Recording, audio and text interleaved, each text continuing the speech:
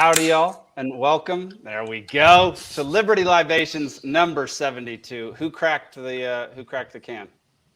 Was that Alden? Yeah. You cracked literally a Coca-Cola? Well, I'm doing Jack and Coke. I already Okay. opened my beer, but it's the stupid open, so the Coke sounded better. The Coke did sound much better than that stupid twist off. Yeah. The other All one's right. like a 30-second open. So you're doing Jack and Coke. Zane, what are you doing? I've got a key lime pie beer here. Oh. Is it a sour? Oh, yeah. How could it be anything else? With a name like key lime pie. Yeah, probably a Berliner or something. What is up, Grumpy? You're tuning in from X tonight. How about that? Nick, what you drinking? Are you drinking? I've got nerd meeting tonight, so nothing right now. And So paint thinner on ice. Yeah, well, I think I have a little bit of alcohol, but I think it's down in the basement buried with boxes. So yeah, but you have been painting the house, so you should have some paint or paint thinner around. You know, just the fumes. You know, you can drink some of that. Be a little Charlie Day. All right, y'all. Well, welcome to the show. Nick, how's the move going, man? How's the new house looking? Not too bad. I at least spent some time getting the setup together, so yeah. I'm hoping it's looking a little bit better. You know, I got some lighting up here, and I got a camera right on. I'm gonna have to improve that, and I was dealing with some other lighting, but the battery died on it, so I need to find a way to plug it in. But the wall I wanted to put it on is not. You know, I'm figuring stuff out as I go along with this. But no progress, man. You've got some great decor. Yeah, you've got the walls of a serial killer behind you. Well, I haven't hung anything up yet. That's probably like a tomorrow thing that I'm gonna start taking care of that. But this room is just literally where I'm putting like dead my bodies. Desk.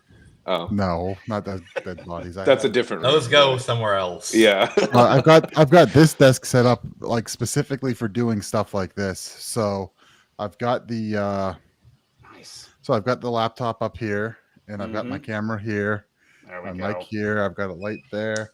I'm going to stick another desk over there where I'm going to have my dual monitors set up, or even triple, depending on how I do it. I've got that in the basement. This is the desk I've had, and then it's a nice big one, but flat. And then I've got like a regular desk that I inherited. I love a good desk.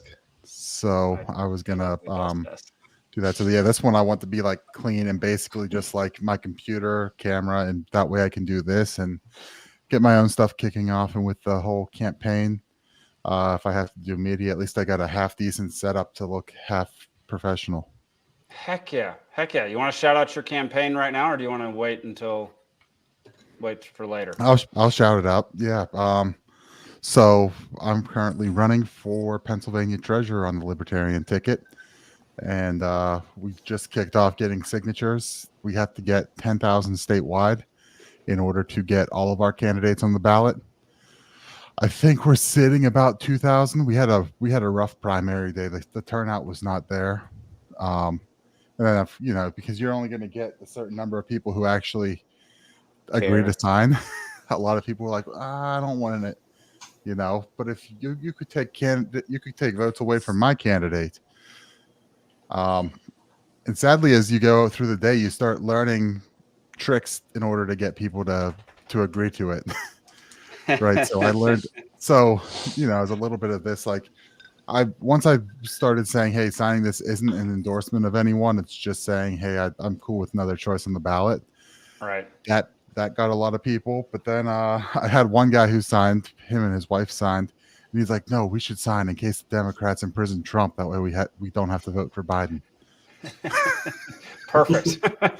So you start learning these ones. It's like, oh yeah, that's the reason why you should sign. What's your website? That is nixc4pa.com. nixc4pa.com. Let's get that. It's still a work in progress, but there's up. The campaign. What I've basically, my kind of catchphrase on this so far that I've been that I've thrown around and threw on some stuff was privatize, energize, and monetize. There we go. So privatized, as libertarians, we want as much private as possible. Energized, we're here in Pennsylvania, where we're one of the, basically one of the biggest energy reserves with the natural gas out here. Okay. And the more energy you have, the more prosperous your society. And monetize alternative forms of currency like Bitcoin. Darn And, right. That's Darn your right. that's my strat. That's the formula to prosperity in my mind. I love that formula. I think it's a winning formula. So, y'all, go visit his website. If you're in Pennsylvania, make sure you go vote for Nick Ciesieslki come November. And I'm hoping to get promoting that, donations up soon. There we go. I filed for my EIN. I've got to go file paperwork and get a bank account. But all right, coming along. All right. Yeah. Well, y'all, this show is brought to you by Rabbit Eye Wine. Our wine is still in the mail. Is it going through the Palmetto distribution facility? I don't know where it's going, but it's clearly going through the USPS. So that was my guess. So yeah, if you live in the state of Georgia, oh, there we go. Rabbitarian Caucus. I'm too drunk to fill out this ballot. Rabbit Eye Winery down in South Georgia. Go get yourself some wine. It's blueberry wine. It's amazing. It's delicious. Highly, highly recommend. And the show is sponsored by the winery. So there you go. Yeah. All right. Cheating on us by sponsoring Jose. Yeah, they are sponsoring. Is it Jose or just Tower Gang Pod? I saw. I don't know if it's Tower Gang, but I saw Jose promoting it, and I did see that too. I've been on Tim Pool, and I've wore a Terrence Yeeki didn't kill himself shirt. There we go. No, actually, though, like I do occasionally listen to Jose's show. He does some good deep dives on things. Like he's huge on like OKC. He's got some good info there. Oh, I like Jose. I think he's one of my favorites as far as libertarian podcasts go. Because I like his deep dives. He really goes down into the thick of things and really goes into the details. Y'all, we also have merch. It's coming. It's up. You can order it right now. Threat to Democracy hat, drink beer, spread misinformation shirt. You can get your Liberty Libations, pint glass, drink whiskey, spread misinformation. All sorts of great stuff. More coming soon. I trust nothing but coffee mug. Go get your merch. You're already a threat to democracy if you're watching this, so you might as well just label yourself now. You're darn right. All right, y'all. Well, let's get into the first topic of the night, which is going to be the longest topic. We have like 3 or 4 different things to talk about with DEI. Let me guess, is it Israel this week? It is not Israel this week. We're not going to talk 1 second about Israel tonight. We just did. No, that was less than a second. It does not take more than a second to say the word Israel. There we go. Done.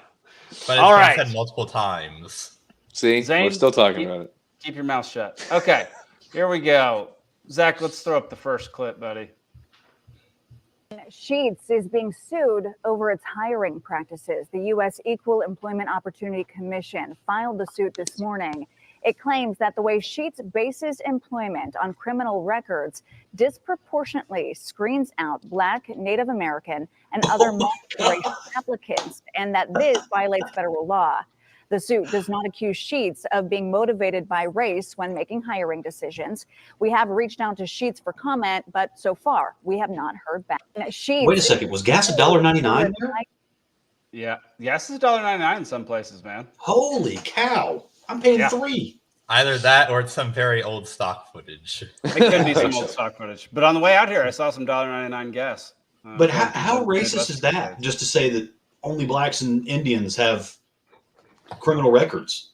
Dude, that whole statement is littered with contradictory things. It's unbelievable. Okay, so first of all, for those who don't know, DEI is diversity, equity, and inclusion, and it's the biggest push currently happening by the Biden administration. They're trying to push it on every corporation across the United States. It's been happening for, 4 or 5 years now. It started happening under Trump. It's only exploded under Biden. And Sheetz is a gas station company, convenience store. Stop. It's more than a gas station. It's It's the an best gas experience. station in Pennsylvania.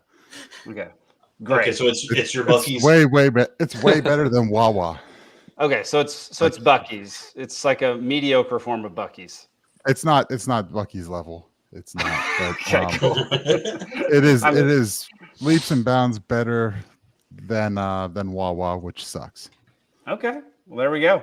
Well, y'all, so the Biden administration is suing Sheetz because Sheetz was screening people with a background check, which turned up that more Black people, Hispanics, and Native Americans wouldn't get the jobs because they had more convicted felonies. Why are we prosecuting I mean- them at uneven rates then? I mean, where do you even start with this idiocy? Zane? So you wanna said that start? it stuck. You said that all this DE&I stuff started under Trump, and it definitely started to get huge while Trump was in office in terms of people talking about it.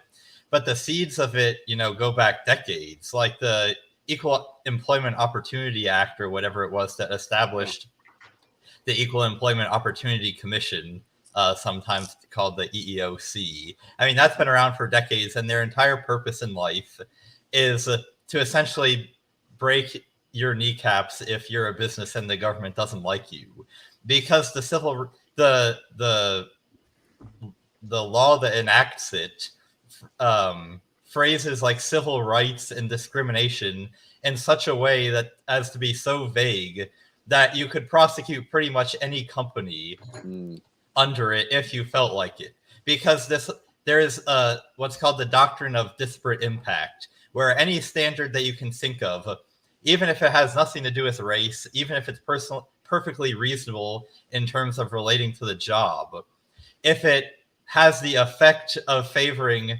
certain races over others on average, then they can be like, oh, you're breaking the law. You better pay up millions of dollars, tens of millions of dollars. So, of course, you could make that claim pretty much about any employment requirement at any company. Yeah. And so I guess Sheetz did something to get on somebody's bad side because they just decided, all right, time to prosecute somebody, and it's going to be you. Yeah. That's the point I was going to make, that it's not disparate treatment. It's the disparate impact, which is just anytime you can find any. Oh, did we lose him? We lost him. Yeah. I mean, Yeah, but it's like, So It- I've got a obviously, few initial I- reactions. oh, go ahead. First off, Biden could have taken a page out of Obama's book and invited the CEO to the White House for a beer. You remember when he did that with that cop? There was a cop that The there was Baltimore. something cop like or- this guy was breaking in somebody's house or something like that, and the cop tried to arrest him. Turns out the guy was just trying to get in his own house. He locked his keys in his car, Oh, yeah. and the guy's just doing his job because the neighbors were like, "Hey, this guy's trying to break in the house." Mhm. And I guess the neighbors didn't know him. And then, it's because I was black, and Mhm. then Obama has a beer with him at the White House and makes this big show of it. And so you could have done that first off, which would have driven business to both parties. mhm. Actually look like the peacemaker, whether or not you're actually doing something.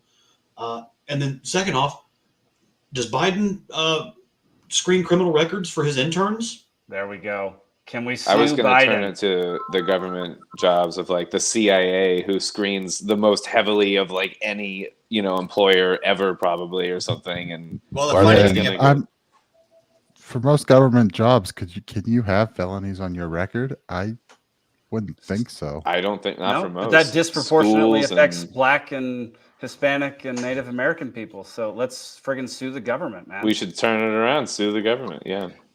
Well, it's funny you bring this up, and I'm sure this will come up again later. But this is essentially a way that corporations are forced to use affirmative action, even if they don't want to.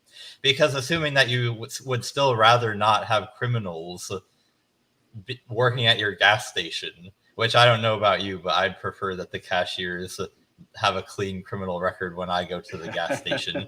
So assuming that you still want that, but you don't want your employment results to be asking for the EEOC to come and sue you. What you essentially have to do is, of the pool of non-criminals, hire a disproportionately large number of minorities. So that, Which, if you're basing it off of that, then you're also violating the law by factoring race into a hiring But- decision. Also, by law, you're allowed to do that, which I like how some Europeans are actually honest about this, and they call it positive discrimination. Because that's exactly what it is. You're so inclusive, you have to discriminate on the majority of the population.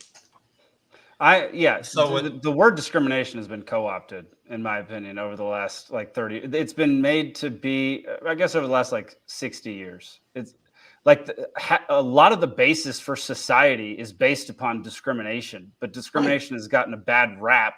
And you discriminate what you the eat. Second you hire somebody for any job, you've discriminated because you're hiring somebody who is skilled and talented at that job. And so you're discriminating against people who are unskilled and untalented at that job. Or so no matter I discriminate against anyone who prefers Wawa to Sheets. Exactly. There we go. So yeah, discrimination is like a vital form, like a vital thing in society, and it allows society to run efficiently and smoothly. It's just unfortunately been co-opted to only mean discrimination against race, sexual orientation, or gender.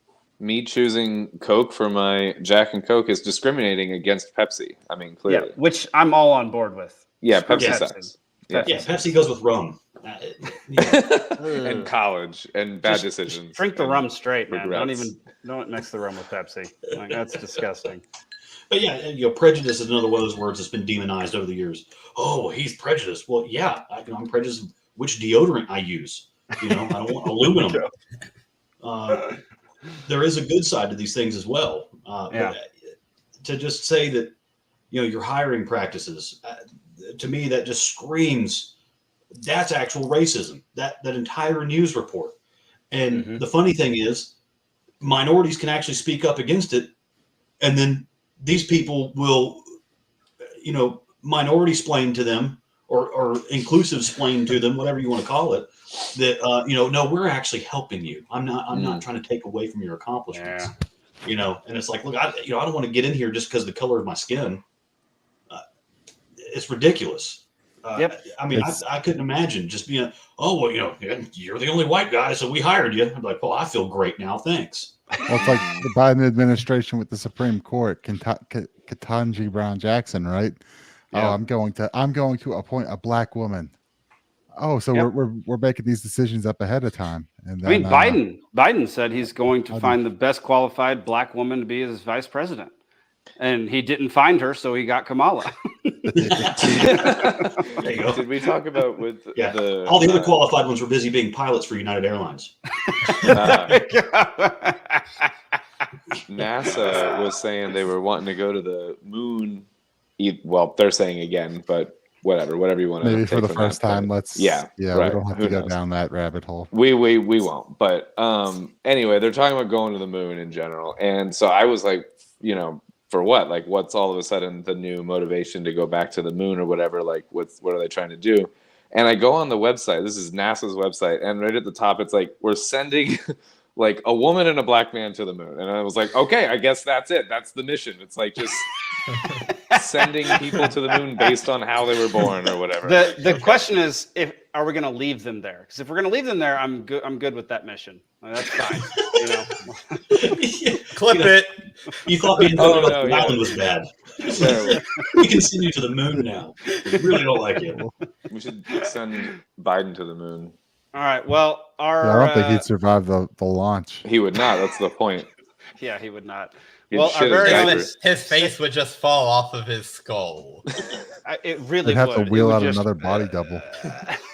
Yeah. Another. How many friggin' body doubles does that dude have? He's I got to think have. we're a about few. up to 5. I think. Yeah. I wouldn't. I wouldn't. How many Gaddafi different had, like, types of 7, earlobes? right? Jeez. Yeah, I I mean- can think of at least 5. So In Arrested Development, Saddam Hussein had 4. So I was just thinking of that episode. That's exactly what I am Saddam Hussein, look-alike. All right. Well, Stacey Abrams also put her dumbass foot in her dumbass mouth this week. So let's pull that up. Have to remember that every victory, built into every victory, are the seeds of defeat, but also built into every defeat are the seeds of victory. We have seen victory, but we cannot rest on that victory and think that it is impermeable and impervious to harm. What we know is that the attack on diversity, equity, and inclusion, DEI, is an attack on democracy. It's an attack on education. It's an attack on how our economy works, because what Reverend Warnock and John Ossoff, what Senator Ossoff and Senator Warnock represent are pathways to the American dream. They are proof points. And those proof points scare those John Ossoff who want this world to be more narrow and more restrictive. And so we have to recognize that our opportunity to hold to those successes requires our constant attention, our constant tending. You know, voting is not magic. Voting is medicine. But it also means that it's a constant engagement, that we can't have a moment of success. We have to keep working constantly at moving ourselves forward. We have to remember that there we go. That'll go down in the annals of history right there, right next to Hippocrates. Let thy food be thy medicine. You know, if you want to talk about let thy voting be thy medicine. About some hypocrisy as far as the Democrats and their democracy talk. One of our guys went down and was petitioning at the voting location that the mayor of Pittsburgh votes at, and he went up to him and tried to get him to sign a petition. And also tried to get him to take a copy of Economics in One Lesson. There we go. On both accounts. Well, he's like, I can't sign that, and I'm like, it's like, you're kind of full of shit. I'm like, dude, you should have had a camera rolling and got that on camera. So this whole thing, the attack on diversity, equity, inclusion being a threat to democracy is exactly why we have this hat. Because there is no way, shape, or form where attacking diversity, equity, and inclusion as the end-all, be-all for hiring practices is a threat to democracy. I mean, half of us don't even believe that democracy works or is good for anything. But even if it was good for something, attacking DEI is not an attack on democracy. That is, but Jake, you're using the old definition of democracy, not the new definition of democracy. Oh, well, what's the new definition, Nick? The new definition is anything the left likes. Oh, my bad. And fascism is anything that they don't like. Okay, well then, yeah. I mean, go buy the hat. You're a threat to democracy. Yeah, it's just you know, and they're redefining all the words in all of her sentences, because when the average person hears diversity, equity, and inclusion, they're like, oh well, I like things to be equal. I like to include people, but it doesn't just mean what the normal person would think of as like not being a jerk to people. It means that we're going to have vast new federal bureaucracies to monitor every aspect of your life, and it's going to mean that if there's the slightest difference in outcome between any two people, well, it can't be at all due to that person's circumstances and or effort choices or anything like that. It has to be something about society made them that way and is keeping them down. And so, we have to have the bureaucracies and the interference to everybody else to fix that. Right. And the society part that might have influenced them might have been bureaucracy and government. And so the answer is more bureaucracy and government, of course. Is Zane frozen for anyone else? Zane's been frozen most of the episode. But we Zane, can hear him. Zane, you could literally strip down naked and no one would know, man. Well, feel free to this isn't LP Florida. Whoa. Is that an invitation? Kind of. Don't pull Jeffrey Toobin's here. But isn't it weird how banal and homogenous the bureaucratic version of diversity is? Oh, well, you have to include, you have to be diverse. And it looks oddly the same every time they do it. It should actually represent the rainbow that is present in that town or around that company. But no, that's exactly what they're saying. Because, in the context where Stacey Abrams had it, the word democracy is a euphemism for communism. You know, the government's going to pick all this stuff. The government's going to control how diverse you are. Well, And I think Grumpy has the best point to this entire thing. That gnomes are the Gnomes are oppressed oppressed. minority in the world. Every gas station needs one gnome working. When was the last time you heard about a gnome getting hired anywhere? I mean, The movie Nomeo and Juliet. there we go. I was going to say the movie Willow. Sorry, Steven. I interrupted you. Continue your train of thought. That was my bad. Well, it was off the tracks anyways. I was kind of stumbling. Off the tracks. But that's the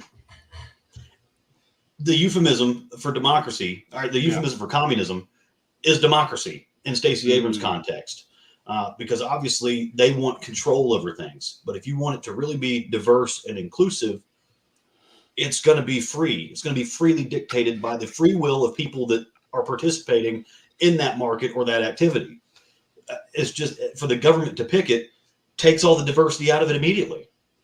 This is like some of my problem with like modern movies now, where like every cast has like one, white person, one black person, one lesbian, one. It's like one of everything. It's like the Skittles cast, and it's like It's how like is filling that out like a Sudoku puzzle every time you cast. yeah, the movie. yeah. Every cast has like, and have you ever seen those things where like people are like, okay, like a study of like arrange these in order of randomness, and like people will be like, okay, like heads, tails, heads, tails, tails, tails, heads, tails, and they're like, no, and then they show them a real coin flip thing, 100 coins, and it's like there's like 13 heads in a row, and then there's one tails, and then there's 20 tails, and then there's one, like the true randomness has nothing to do, like our concept, like when we try to make something feel like random or like inclusive or whatever, it's always fucked. It's always wrong. It's never like, just let it be. Never mind. I'm All this also reminds me of back World Cup a couple of years ago.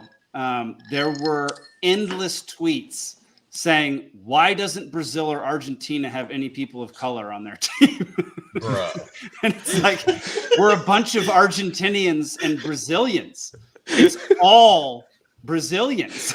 Like, what are you talking about? This is like when they were complaining about like the Game of Thrones extras when they were like in Morocco or something. And it's like, well, all the extras, they're fucking Moroccans because that's where they shot the thing, and they're paying them $10 to be there. Like, they're just going to get the locals. Like, of course they're Moroccans. Like, I don't know. My favorite example of this was when people got all mad that everyone who was cast for the recent remake of the Orient Express were white, as though they didn't realize that the Orient Express is a train that started in Paris. And everybody that's on the train is obviously European. And it like ended in Austria, something like that. Well, like it ended in Istanbul, but it was mostly Europeans that historically would have been on it, and were actually in the story that was being made into a movie. And it's like, oh, there is no black people. Well, right. Right. I remember laughing about this when George Bush was president. The second one, in our time. It was the Olympics. They were doing Olympic coverage, and of course, they were trying to be politically correct. I think they were in Canada, for like the Winter Games, and they were talking about the hockey player. There's a black hockey player out there, and he won the gold medal or something like that, or he placed. He got the medal, or his team got a medal, and they're like, "Well, how do you feel making history, being the first African American hockey player to win a medal?" And he was like, "Well, first off, I'm Canadian." Yeah, I knew that was coming immediately. Yeah, so he's like, but not correct. I'm super stoked. We worked really hard, and they're like, "Yeah, it's very historic that you're African American." He's like, "I'm Canadian." And then you see the reporter just stumbling over herself, just African American Canadian. He goes, "No, just Canadian. That works. Thanks." Canadian. I'm on. They see the flag. I mean, they've gotten a lot more. There's been a lot more black players in the NHL lately. It seems to be working its way. Yeah. So, I mean, it used to be like one or two, and now you're seeing a couple per team or one or two, and there's a lot more than there were. Do you have a list? Can you? Yeah, you get to beat up white people with a stick. Like, yeah, there we go. Hey, where's the Biden administration case against the NHL? There we go. Or NASCAR. You've had one your whole history. 100%. Yeah, I mean, and he plays victim. Yeah, exactly. Yeah. There we go. Is it really just one? sports in general. Like there's like golf. Where are the black guys? I mean, there's Tiger Woods, but there are others. There are actually name more one in other the- black golfer. VJ Andrew City. Shoffley is half black. All right, there we go. Mr. Nichols. I think you mean half. I think you mean half white. You know. Anyway, like the idea of running everything through the lens of DEI will not benefit society in the long run ever. It only makes you feel better for being quote unquote inclusive and allowing people who have been convicted of felonies to get jobs that they never should have gotten to begin with. And so, yeah. Well, the funny thing about affirmative action is that if you look at, okay, what individuals are actually being helped here, if you could make the case that it's helping anybody, it's only upper class minorities. Because like if you have an elite university that is like, oh, we need more black people, it's not like they're going to go into inner city Baltimore and recruit people to go to their elite university. So all the lower class people that the Democrats are pretending they're helping by doing all of this, they're not going to be helped because they're trapped in schools that don't teach them anything, and they just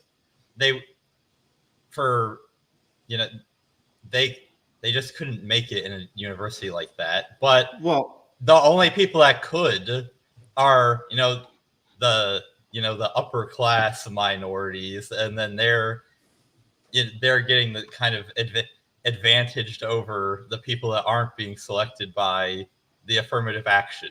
So it's like you're helping some of them, but probably not the people that you sought. And then the other thing too is when you have like elite universities like Harvard and Yale that actually are lowering their standards for minorities, then when those people arrive there, they do worse because they're in a harder university than they should have been in. That's a fair point. If they had the just dropout rates on that are higher then. If they had just gone to a university that, a white person that has the same qualifications as they have went to, so like the university they should have been to based on their qualifications, they probably would be doing fine. But then they go to a higher one, and so anybody with their qualifications, regardless of race, obviously would have a hard time there. But because they're the only ones being selected based on affirmative action, they're the only ones that are ending up there and then, failing or dropping out or whatever. And then, as you probably would predict, people are like, all these black people are dropping out. That just means that we need more associate deans of diversity, equity, and inclusion. That's exactly it. Didn't at one point... Oh, go ahead, Jake. Well, I was just going to say, so this isn't exactly DEI or minority or anything that we're talking about really related, but it kind of is. It's university related. So we're going to go into this right now, and then we're going to come back to this topic. I am not fucking drunk. Well, my teeth are blue. Every pretty girl deserves to go to a ball. This is everything about it's a clam. I love it. I gotta be honest with you, I feel like I'm a little bit too drunk to stand up. On Tuesday, asshole. I'm drunk right now. All right, so welcome to Drunkard of the Week. This week, we're gonna call an entire university Drunkard of the Week. So here's that university's representative. Say is the main goal with tonight's protest? I think the goal is just showing our support for Palestine and demanding that NYU stops. I honestly don't know all of what NYU's doing. Is there something that NYU's doing? I really don't know. I'm pretty sure do you know what NYU's doing? About what? About Israel. Why are we protesting here? Why are we here? I wish I was more educated. I'm not either. I came from Columbia. I was there up at Columbia, and we came down. They said NYU students needed our support. So I came down. I heard there's lots of cops. Some people were saying it was getting dangerous. I'm not as thin as you drunk I am. Okay. You gotta respect the honesty. I also want to point out that the person she referenced and asked, "What are we protesting about?" was wearing a mask. Wearing a mask, but she did acknowledge that she is not educated. Yeah, I wish I were more educated. So that was the She's like, drunkard yeah, of we're the from week. so the Ivy Leagues are trash. Yeah, the Speaking of- entirety of Columbia University, which actually isn't Columbia University with an O? No. I feel like No. is it not? That's Columbia. that's That's the the country. of That's the country. Columbia. That's the country. Yeah, yeah. I think you need So- to be I a wish bit more Jake were more yourself educated. there. Yeah. I really wish I was more educated, y'all. That's my bad. Speaking of But, Ivy League, wasn't there like a thing like not that long ago where like Harvard and Yale were like getting like a higher number of like Asian people that were like qualifying, and they were like had to like actually stop taking some of the most qualified people to get less Asian people as far as the demographic? They get sued for it habitually. Okay, yeah, Yes. so it's ongoing. The Asian student group habitually sues them. It's a regular event because they're like, we have 4.0 GPAs. Yeah, We meet all the criteria, yeah, and you're just not letting us in. So some other folks can get in here and not afford it and drop out. there you go. Yeah, so just another complication. Meet all the here. criteria just because you've met your quota for Asian people. If we qualify to get in, you should let us in, especially if we can pay. Good grief. Darn right. You're darn right. And they prove it in court all the time. There you go. And then again, they're like, oh, well, we just need to hire another DEI chief. Yeah, We're not DEIing hard enough. right. That's the thing. Anytime there's a failure, this is what happens in government when there's no accountability and there's nobody actually sticking to any kind of budget, is when something fails, the government says, you just needed more money. Yeah, And so they send them more money, which means they print and then more they money. fail twice as hard. And then they fail twice as hard. And the department doesn't go away. When was the last time a department went away? Never, man. And wasn't a thing anymore. I mean, almost Argentina. Never. Yeah, Argentina is well on their way to demolishing a lot of these bureaucracies. But America just keeps on adding them. And every single time one fails, two more pop up in its Then place. you need one to regulate the other one. Like, yeah. There we go. That's If exactly you just give it. them more money, they'll do their job this time. Yeah. Congratulations, Alden. You just invented the office of the Inspector General. Yeah. Zach Yep. says, "What if they just favored Americans regardless of race?" I'd be fine with that too. What if they called Canadians Americans? But they're not. They have beady eyes and heads that flap back and forth. Oh my god! What's all that about? Okay. Well, let's go to another form of DEI. Zach, let's put it up on the screen. A tweet from our vice president: women should be paid their fair share, whether they're a scientist, construction worker, or WNBA all-star. President Biden and I are committed to closing the gender wage gap and creating an economy where every American can thrive. Okay, so this has been the most annoying argument ever when it comes to this idiocy, especially economics. The WNBA has been profitable exactly 0 years in its existence. There's not been a single year where the WNBA has been a profitable organization. It is subsidized entirely by the NBA. Entirely. Wow. They would not be able to exist without the NBA subsidizing everything they do. So what you're saying funny is you because- should ban the Go- NBA and allow only the Well, the WNBA. funny part is everyone who's complaining about what WNBA players make have probably never watched a single WNBA game, and it tells based off of their revenue. Yep. Right. No, that's I mean, exactly it's- right. People. This is exactly the hypocrisy and the idiocy of today. Is people will exactly how this kid went to this protest, having no idea what she was protesting. but has hot opinions. People will try to defend the WNBA and say these players need to be paid the same as the NBA, but they will not watch the sport. You know why? Because the sport sucks. The sport is boring. There are high school teams that can beat WNBA teams. My high school team could beat a WNBA team. And I went to a tiny private school in the middle of Texas. Didn't the women's U.S. soccer team got beat by a high school team at one point? U.S. soccer team got beat by a high school team. The Australian national women's team got beat by 15-year-olds. like 12-0. Like, wow. It's. I actually personally like watching women's soccer. I have no problem with it, but women's basketball. My opinion. My is mom soccer's played a pro girls' sport, basketball. so it's all right, generally. My mom did your played mom pro really? basketball. Yeah.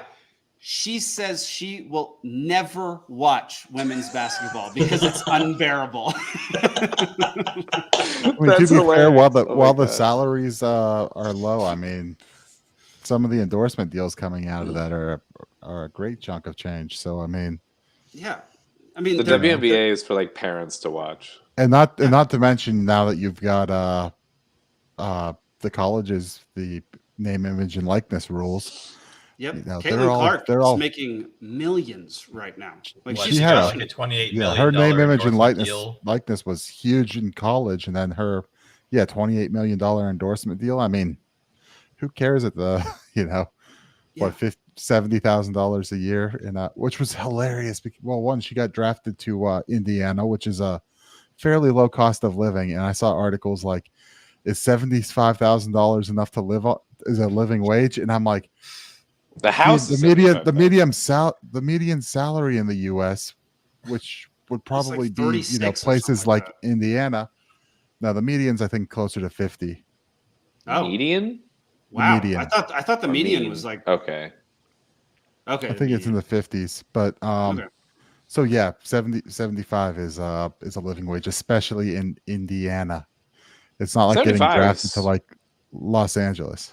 If that's not a living wage, then like what is at this point? Like, I mean, I Then know we're how- all facing inflation. and How shit. are any of us living at this Yeah, point? that's the thing. Because like, I mean, that is that's why polyamory is on the rise these days, because you need 3 incomes to support a household. it's a practical Steven, notion. yes. Best joke of the night. Fucking hilarious. And look, but Grumpy's got a good point that the NBA should start transitioning and then join the WNBA. Could you imagine LeBronda James or Stephanie Curry? Stephanie Curry. There we go. Who gets more views, the WNBA or C-SPAN? So C-SPAN. But also in that the other thing to consider is WNBA season is what, half as long as the NBA season. So Oh, I didn't even while know there's that. still Is a it? difference, I think it's like 40 games or something. Oh, I didn't wow. even know. Why? So- That's weird. Because no one there's, like, a watches whole it, bunch of Alden. less- no one watches it, and there's a whole bunch less teams. So they just like, instead of dragging this out, let's have it done nice, quick, and over with. And look, I know still a great salary to play basketball. 100%. I know I'm ragging on the WNBA. There are plenty of people who love to go to the games. There are plenty of people who love to watch and play. And like, I have no problem if you enjoy that sport. I hate cricket, but it's one of the most watched sports on earth. And I think it's the dumbest Yeah, but thing that's I've ever because watched. most people on Earth live in India. Like that's where That's true. it's like But, 8 billion people there. Or something. Yeah, I don't understand cricket. You throw a ball into the ground and then hit it on the bounce and then run back and forth or something. I don't know. you pretty much got it. Cricket's terrible. Well, let's not go on to a cricket tangent. My point is that I like the darts. you can like a sport, you can like an industry, and that doesn't mean that it has to make the same as a completely different industry. No, or I a like curling, but no one gives a tangential shit. Like No, you don't. No one likes. I curling. don't like curling. That- Everyone so pretends I- they like curling, but I got my wisdom teeth removed during like the Winter Olympics in 2022. That's why you're so dumb, Zane. I watched so much curling, it's not even funny. But, That's but a great little anecdote. I guess before we clown on all of women's basketball too hard, like at least for the women's tournament, college tournament that just happened, the quarterfinal game between Iowa and LSU, I think I heard drew more ratings than all but one game of all of last year's NBA finals. And so all the sports commentary that I've been hearing is thinking about how are they going to transfer the hype around Caitlin Clark in college to the WNBA. So it's like maybe there's some potential for women's basketball here, but the WNBA as an organization is so unpopular that they're kind of having to ride the coattails of college women's basketball. Which is better. Which is the NBA. Pro sports in general suck. They just suck. college is way better. People are all mostly in it for the right reasons. NBA is one of the worst. Fell off the NBA about a decade ago, and I'm honestly slipping on the NFL, man. Like I'm in it more for fantasy. Now the hip drop tackles have been banned. It's basically touch football at this point. Yeah, let's. Oh my gosh, we could go on a massive NFL tangent right now. The draft's happening right now. I completely forgot. I meant to have it up on another. I wonder if this is my year to get drafted. That's what Hannah was saying earlier. Is that? Yeah, tonight's second round of trivia is about the NFL draft. So. Oh, cool. Oh shit. Yeah, y'all better know your draft history. Yeah. I do not know draft history. Most I know fantasy most of y'all are going to history. fail. Most of y'all are going to fail. If there's questions, Hannah might win. She might win, honestly, for real. Okay, if there's questions about our league's history, then I'll be okay. So, tie this all back into DEI here. I've said it before in a previous episode. There's an old Latin phrase for divide and rule called divide et imperum. Mm-hmm. And oddly enough, the acronym for that is DEI. Yeah.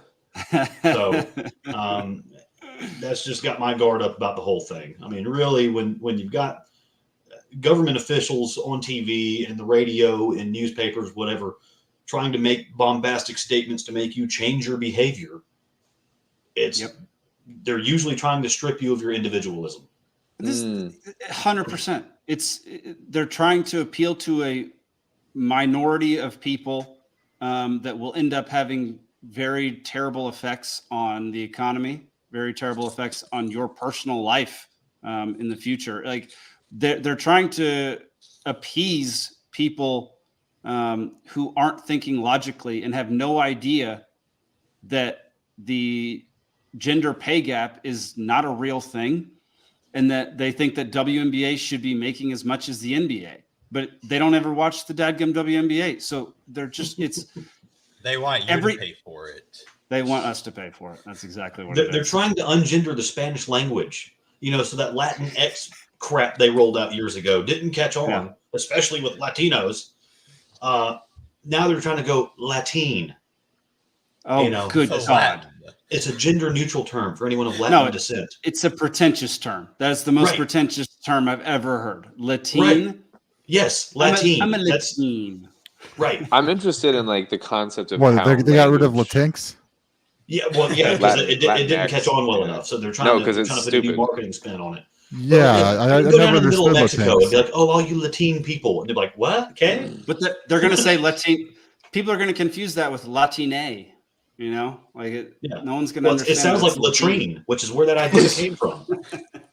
That's exactly right. I was just getting used to Latinx. Is that how you pronounce it? Oh, my son looks at that. That's how we do. If there's a sticker on the Mexican restaurant we go to sometimes, he's like, "What Pokemon is that, Dad?" You'll see, son. Just wait. Alden, what were you about to say, buddy? Oh, I forget the name of it, but the concept where the theory that the language that you're most versed in affects how you think.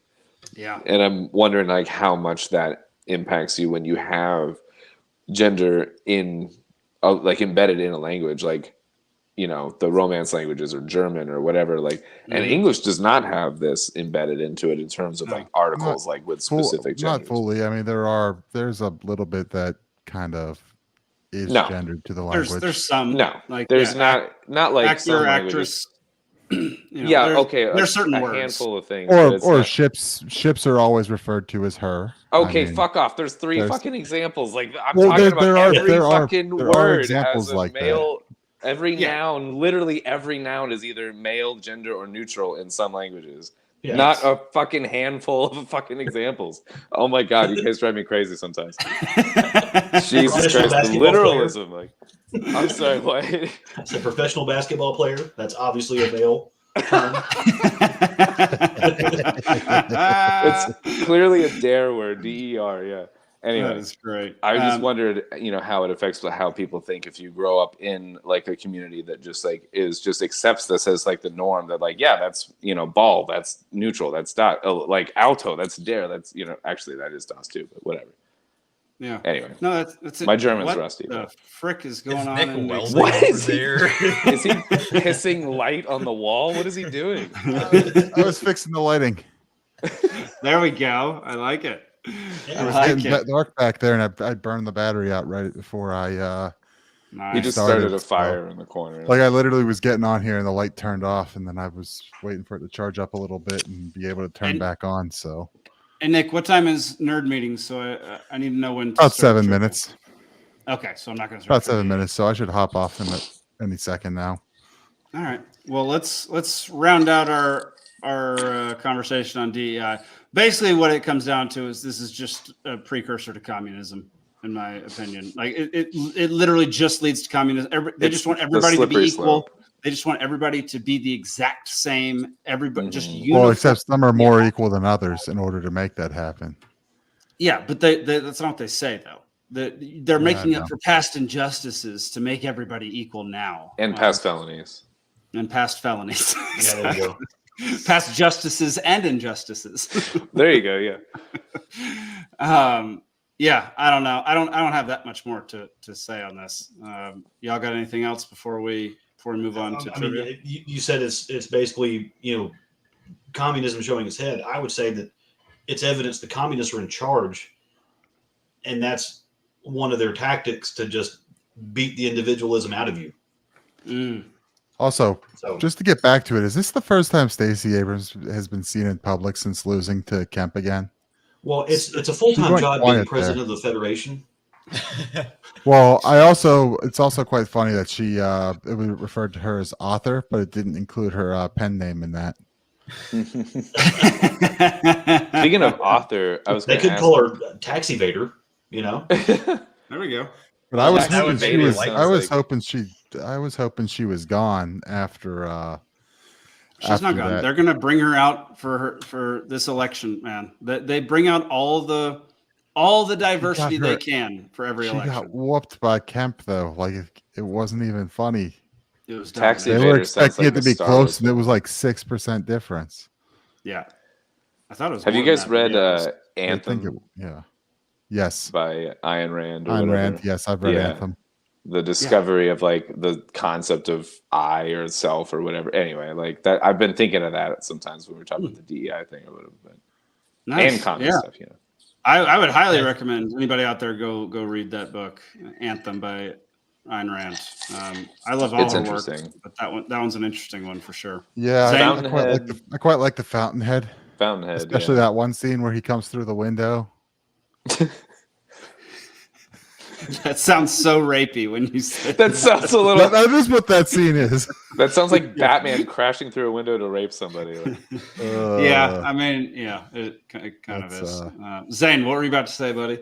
No, I was going to say, as Stephen was saying, it's kind of a two-pronged strategy where you can, on one hand, appeal to all the minorities and try to like get them to vote for you by promising them special benefits. And there's also a way to, convince people to accept a lower standard of living. Because like, in order to enact all these policies, you're going to have, less, you're going to be taxed more heavily. You're going to be more highly regulated. And you're not going to be able to consume as much. Yeah, it's like the eat bugs and live as in a pod. Yeah. But you should accept it because that's what you deserve for being a Own racist. nothing and be happy. Yeah. Yeah. The other Fun weird times. thing too is I've seen DNI might be falling victim to the ever expanding acronym disease that's got a hold of LGBT, because I've now started to see DEI and B, where the B stands for belonging. Which what is interesting about including Isn't the word that belonging in inclusion there also? is that even beyond the other three, belonging is a state of mind. So it's like now the goal is not only to on paper be statistically equal, Someone but needs it's to also to make sure that feel. each individual person feels Included, as though yeah. everybody else accepts them, Which and is likes inherently subjective.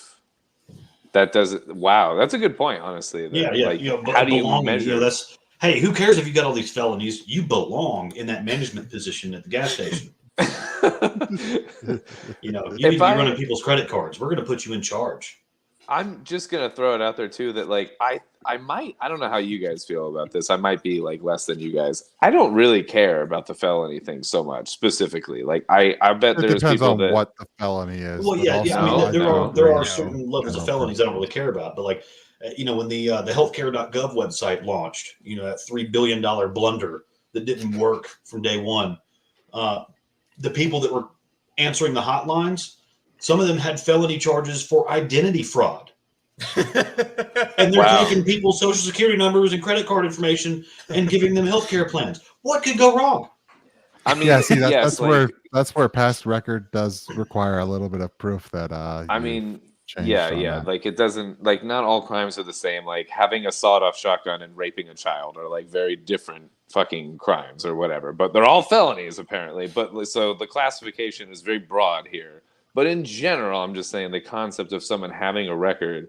I have seen and heard of and met a lot of people that have really turned their lives around. And I think being able to get a job, you know, at a gas station is a pretty lowbrow fucking job. Like I'm on the side of like, I would like to see some more people at least be able to enter the workforce if they would like to, you know what I mean? And if they fucking rob the store, fucking fire them. I don't know, like whatever. Right, like yeah, it's another thing of like, we don't have to keep the person for forever if it doesn't work, but I'm just saying. It's getting like, harder to fire people over everything too. well, but and then that's but that not comes back to the same. That's the same problem of the oversight problem of like not letting the market just do its own goddamn thing. Like whenever I was working in Texas, we had a guy who was working there for a little bit, and then he disappeared, which happened there. You know, Midland, Texas. Midland, it's a big Texas. place, you know. People come by eventually. Like we had a guy when I started there that was there, so he was one of the longest tenured employees. By the time he went on vacation and just never came back. It was a good vacation, man. And then, or a really bad vacation. Yeah. Well, we were worried because like his job mostly consisted of leaning on the pipe so it didn't fly away. You'd go out there. Make $75,000 a year. He was an older guy, and he spoke with like almost no English, and he basically, anytime you looked out there, he was just kind of leaning there. I don't know what he did, except he was flying away. But yeah, we had another guy who actually like disappeared, and we had heard that he ended up in jail in El Paso, and that's why he disappeared. Then a month or so later, HR called and was like, "Hey, why is this guy no longer employed with us? He filed for unemployment that he was terminated unfairly." And we're like, "He quit showing up," and then we heard he was in jail in El Paso. So there we go. That's all we know.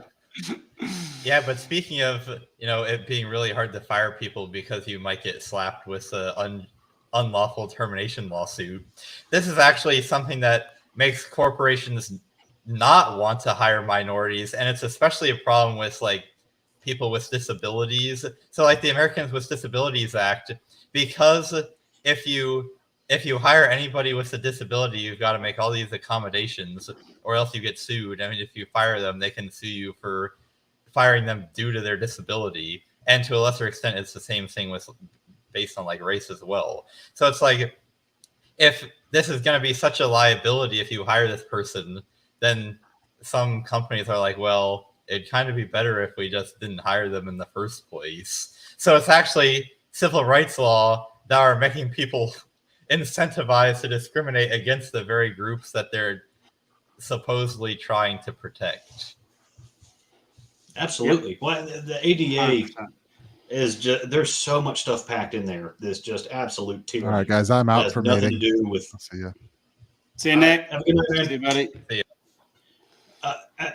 There's so much tucked into the ADA that people don't know about. Like you might have noticed all the hotels you go to over the last few years, all of a sudden they've got these, human spatulas next to the swimming pools. What? How many quadriplegics do you see get in the hotel swimming pool? Oh, I actually know what you're talking about. It's like this. It's like it's the machine next to the pool that you can like get into, and then it will lower you into the pool. Yes. Yeah. I'd much prefer to call it a human spatula. It's just the best term. What did I come back to? We're Is this a sex so position? disabled people. That came out of the ADA. Any new construction, you can't have more than a 2% cross slope from the front door to the servicing curb line across the sidewalk. Oh, So like, if you're in the mountains, that's extra construction cost because you've got to level out the entire pad around the building. Well, I got to You tell can't you, have a hill leading up to it. I will not be ADA compliant with my Jinx. building up here. I barely got up there. I consider myself pretty able-bodied, and I barely clambered up there, man. Yeah, that ain't happening. But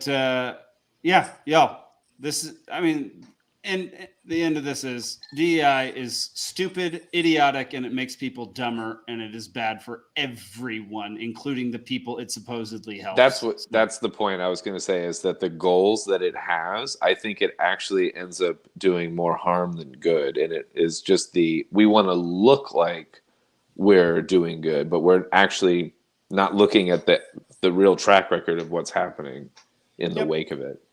And now,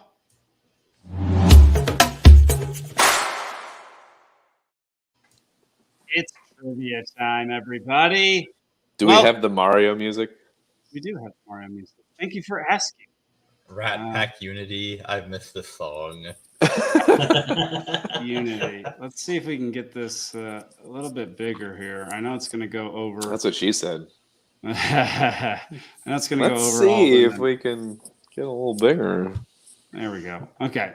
So update layout. There we go. All right. So a little bit bigger. He's a shower, not a grower, apparently. Just a little bit bigger. If you guys didn't know, chocolate bitters in a Jack and Coke is really good. And also, Gentleman Jack and Coke, way better than just Jack and Coke. Just saying. Oh, yeah. Okay, it's like first the of all, Jack and Coke that it should be. Like, there's no Jack and Coke that anybody should be drinking. You shouldn't drink Jack. You shouldn't drink Coke. I'm just going to say that's just incorrect. I'm sorry. Both of those things are stupid. Drink bourbon like a real man. I love bourbon and scotch, peated scotch, but I also fancy myself a Jack and Coke once in a while. Whatever, caffeine, man. So you go down in my books. That's basically and some all chocolate bitters. Put a little dash of Tabasco in there. A little you can do the spicy, yeah. Okay. Or like a brandied cherry. Interesting. Why not? Zach never went and clicked Fat Rat Unity, y'all. I'm sorry. I don't hear it. It's now on. There we go. Is that better? Oh, okay, we can begin. We can begin. There we go. There it is. Yeah. Oh yeah. Jamming. I've got to get another. I've got to get another song going at some point. I don't know, man. This just feels classic. It feels like trivia at this point. All right, everybody. Tonight's topics are this day in history, NFL draft, and medicinal flowers. The rules What are, animal is that? Everyone knows. Yeah, exactly. Everyone knows the rules. Every question is free for all. Audience, you can answer. You can win as well. And if you win, you're no longer a loser. So right now in the audience, everybody, you are a loser. And if you win, the you're record? now a winner. Did they win as many times as... They've won twice. More than. They've won more than Zach, Nick, and Steven. Alden and Zane are our leaders for the year. Zane is up by 3. Alden has 4. Audience has 2. Zach has 1. Nick has 1. Steve has 1. Round number 1. Question number 1. On this day in 1974, the NFL adds what aspect to the end of regular season games? Zane. Overtime. Overtime is correct. Nice. All right, I got to delete Nick here. Bye, Nick. All right, question number 2. On this day in 2015, thousands are killed by 7.8 earthquake in what country? Steven. Indonesia. Incorrect. Alden. Oh. Turkey? Nope. Zane. Nepal. Nepal is correct. Oh, shit. Yeah, I was there. Like, really? 2 days later. It was wow. It was wild, and there was a tremor. I thought I gave Zane his. Man, it didn't give Zane any points. Weird. There we go. Okay, he doesn't need points. There was a secondary earthquake while we were at the top of a 5-story Like an aftershock hospital. situation. Yeah, and everybody sprinted out of. I was the most sick I've ever been in my life, and I sprinted out of that building. You were sick before?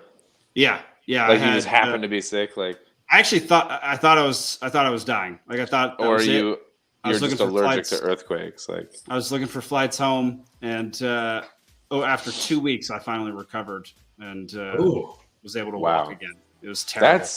That's gnarly. Yeah, Jake's got some stories. Wild. Yeah. Question number 3. On this day in 2014, a utility crisis still ongoing began in what U.S. city? Zane. Los Angeles. Incorrect. Alden. Flint, Michigan. Flint. Oh, is correct. How did I miss that? That's a great question. Sorry. There we go. Hannah says Jake was faking. Matt told me. That's a committed fake. 2 weeks. Yeah. No, my brother went and got me just an assortment. We didn't speak the language, so he went to a local pharmacy and just bought everything. And I took all the pills. The proper kitchen sink method, where you don't even know what you're taking. I don't know what made me better, but one of those pills. One of them did it. Yeah. Could be. But was it horse paste? Could be an edible. Could have been anything. All right. On this day in 1990, what was placed in orbit?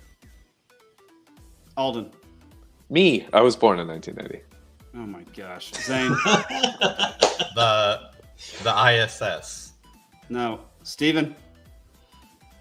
1990? Yep. That would be the Navstar satellites. Nope. Damn. Alden. What about the OnStar satellites? Nope. All Zane, my answers are going to be just guesses? ridiculous because I don't know. Everyone knows what this is. Zane. The other GPS satellites. No. Alden. Or no, it's just Steven. Well, we've already said the ISS, right? Yeah, it's not that. Yeah. Everyone knows the specific thing. Oh, shoot. I think 5 seconds. All right. Alden. It's the moon. Oh, my gosh. Zane. The Hubble telescope. That's not a satellite. It's the Hubble Space Telescope. It's in orbit. In orbit?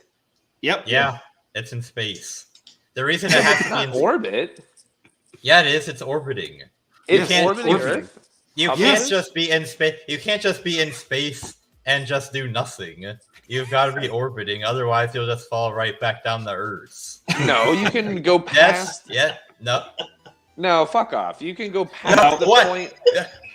No, but if you just launch the satellite, if you just launch the telescope into space, then you'll never be able to get the data that you receive need transmissions or whatever. Yeah, but you don't. Yeah, but that's the contingent thing. You can send it as far as you want if you have enough propulsion. You don't have. It won't come back to Earth if you go past the Hubble the Space sun, Telescope is in orbit. You doofus. You're a doofus. I didn't. No. That's okay. I didn't know that.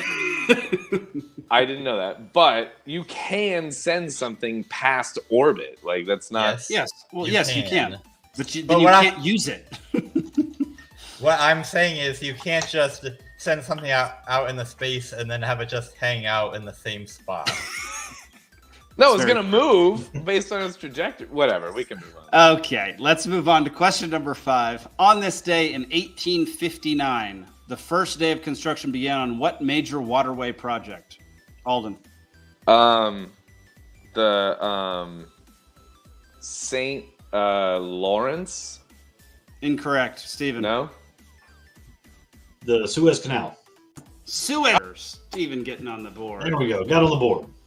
There we go. Question number 6. On this day in 1947, President Truman first uses what newly constructed part of the White House? Steven. The Oval Office. No. Zane, did you hit the camera? Yeah, I did. Okay, Zane. The West Wing. No. Alden. East Wing. No. Oh, man. Your internal temp is too high. You're sick again. You have a fever. There. Let me switch to... I don't know why that did that. That's weird. It should never get that high. That's so stupid.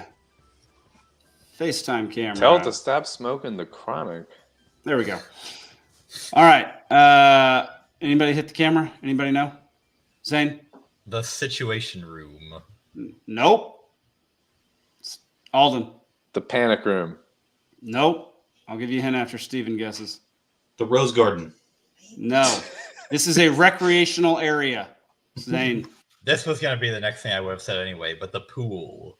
Nope. Alden? Oh, shoot. The Masturbatorium. Nope. Steven? It's a recreational area of the White House. I will go with the gym. Oh my gosh, no. No, I actually have another legit guess that I'm pretty sure is right. Zane. Fine. The bowling alley. The bowling alley is correct. What? I didn't even know that was there, but of course it is. Grumpy got it right after you. Oh, Sorry, nice. Sorry, Grumpy. All right. Next, question number 7. On this day in 1719, what classic sailor novel is published, written by Daniel Defoe? Zane. Robinson Crusoe. Dang it. Robinson Crusoe is correct. Bravo, Zane. On this day in 1917, what legendary jazz singer is born? Zane. Armstrong. No. Steven. B.B. King. Nope. Alden. Ella Fitzgerald. Ella is correct. I love Very Ella good. Fitzgerald. Bravo. Question number 9. On this day in 1945, the demise of the German army is all but certain after the Russians accomplish what feat? Zane. It's crossing a river, I think. The That's Delaware. close to Berlin. Is it like the Elbe River? No, incorrect. There are 2 answers that I will accept, and that was neither of them. Bummer. Steven. They conquered Berlin. I'm going to give it to you. They encircled Berlin and connected with the Oh U.S. Army. my! I can't believe that. Yes! It was so obvious. I completely Yes. overthought that one. They crossed the Delaware, man. That was the thing. There we go. And that's when Hitler was able to escape through an underground tunnel and then get to a Argentina. Spanish mission where he could heal up and he could await his flight, and then he caught a boat to Argentina. Yeah, and they burnt some poor woman's body, and they told him it was his skeleton. Well, But that's not what I was told in history class, y'all. Yeah, what is the It's skull? a female. Yeah, the skull that we pulled Female. out of that bunker. There were 2 female skulls. There was his girlfriend, and not him. Yeah, it's not him. That's for sure. Yeah. Not him. All right. On this day in 1901, New York became the first state to mandate what feature on cars? Alden. License plates. License plates is correct. Of course, it's New York. Yeah. Right. Of course, it's New York. After 1 round, Zane has 5, Alden has 3, Steven has 2, and the audience almost has 1. Almost got one. Almost got 1. There All we right, go. y'all. In our hearts. This round is all about the NFL draft. Time for Hannah to whoop us, I guess. Which Yeah. Hannah chimed in earlier, and she was asking what the state of Georgia thinks about Kirk Cousins. Yeah, what does And, the state of Georgia think about Kirk Cousins? on behalf of a very sad, longtime Falcons fan, I've got to say, gang, gang. There we go. Yeah. That's how we feel about Kirk Cousins. I mean, we can't feel too good about him because breaking news: the Falcons used the 8th pick of the draft on Michael Penix. Oh my gosh. Are you serious? All the mocks were saying that it was going to be Dallas Turner. That would have made more sense. Atlanta is so stupid. The Falcons are so dumb. Oh my gosh, the Falcons are so dumb. Well, so I'm finally seeing stories now actually leveling everything because there was it Raheem Morris, our coach? Yeah. You know, he's saying that Kirk Cousins is such a nerd that he's a multiplier on and off the field. So it's almost like we know, like homeboy's getting turf toe week 3. Okay, it's going to happen. I mean, we're going to have an Achilles injury. There's going to be a knee blowout, turf toe, something. He's not going to play the whole season. But so they're hedging bets. Got it. Yeah, but he's such a good role model. You know, he's going to train. He's a good one to train a newbie. That's fine. Y'all watched Quarterback on Netflix? No. Yeah. No. It's he is unbelievable. That guy's awesome. Yeah. Love that dude. All right. Question number 1. If I actually had the questions pulled up. What player was drafted 199th out of 217, but went on to win 7 Super Bowls as one of the GOATs of the sport? Zane. Tom Brady. Tom Brady is correct. Yeah. I should just raise my hand every time I just pick Tom Brady just for every answer here. Well, that was the obvious one. The rest will not be so. What player was drafted 196th in 1995 and won 2 Super Bowls? Hang on. Alden, you back? Yeah, I lost you there. What'd you say? I heard I player didn't finish. drafted. You didn't finish what the player was question. drafted 196? I haven't. I'll restate the question. Okay. And no one has raised their hand yet, Zane. I'm just saying. No one's raised. No. You have to wait till I get halfway through the Zane. question. Bad. How do I know when's halfway? What player was drafted 196th in 1995 and won 2 Super Bowls in his first 4 years, rushed for 6,500 yards, and got 56 touchdowns? Zane. Oh, I thought it was going to be a quarterback. No, that's right. Kurt Warner. That's wrong. I don't know. Incorrect. Steven. LaDainian Tomlinson? No. Great guess, though. Alden. Sanders? Nope. Back open to the floor. The hint will be he played in the AFC. Alden. The bus. No. Dang it. Good answer. Good answer. The time of it, I was like, dang it. I don't know what year he was drafted. There'll be another hint after everybody guesses again. Steven. Steven Jackson? Nope. Good guess, though. Ooh. Hang on, Alden. Zane gets the guess. I've got nothing. Zach says it's OJ. That is incorrect. Alden, what do you got? It's grapefruit juice. No, the other Jackson, it made me think Bo Jackson? It is not Bo. No, Bo Jackson was way earlier than 1995. Oh, okay. He had a shortened career, and he played with John Elway. Alden. Wait. No, don't pick on me. Don't call me. This is really sad, y'all. He was one of the best for this short amount of time that he played. As a running back? As a running back.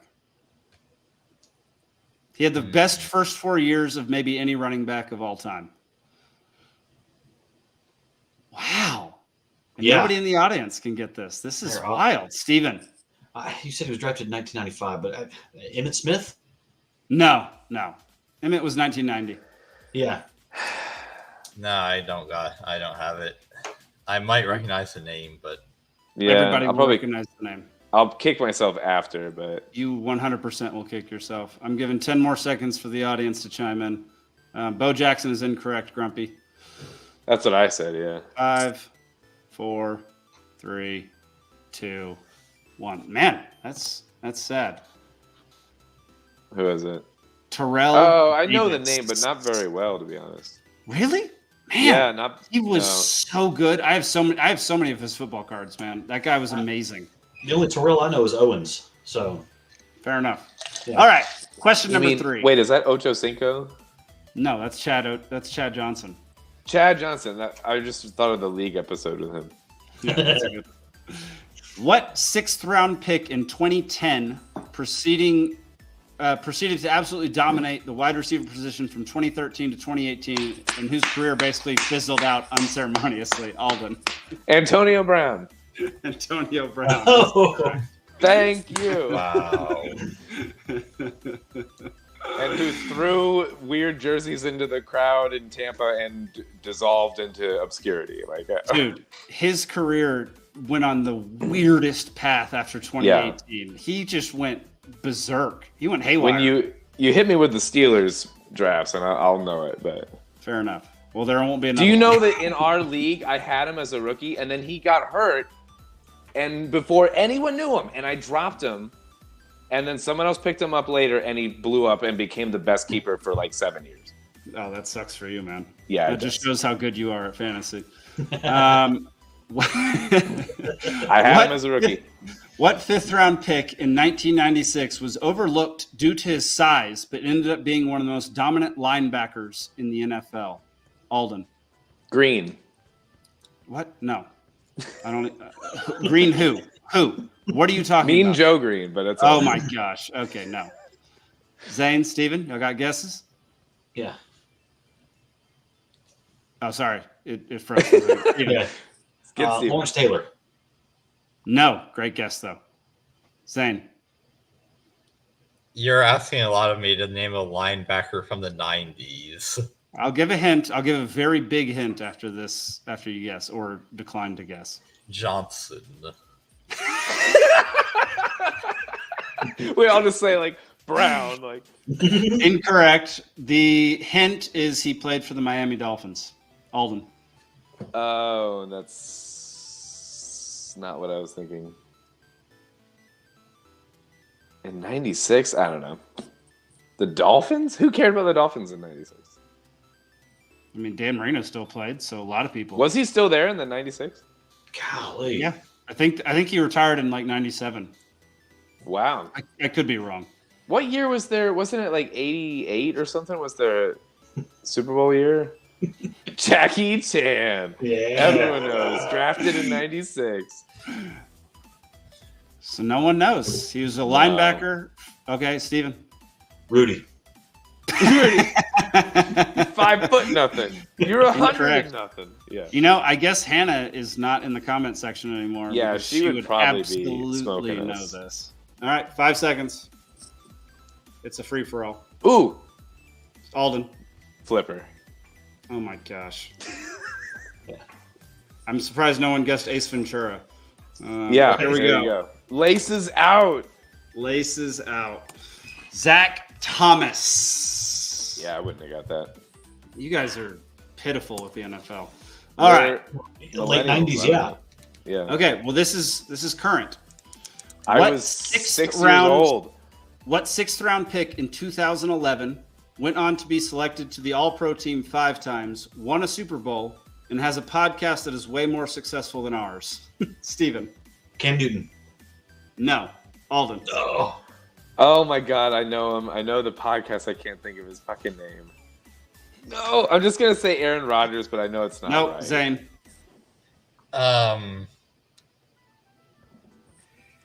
Trayvon Diggs. No, Steven. Pat McAfee. No, he does have a podcast that's way more successful than ours. That's awesome. Who I was thinking of, by the way. So I was wrong on that too. But that's the show I was thinking. Alden, you got a guess?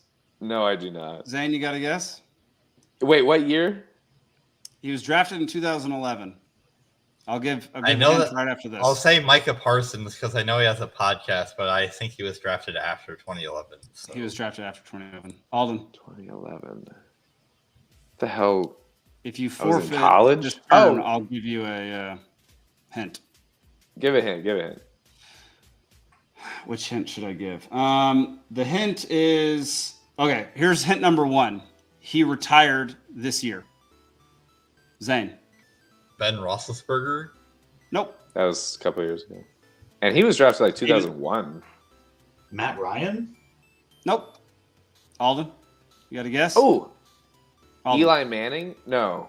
Nope. The next hint is his brother is dating Taylor Swift. Zane. Jason Kelsey.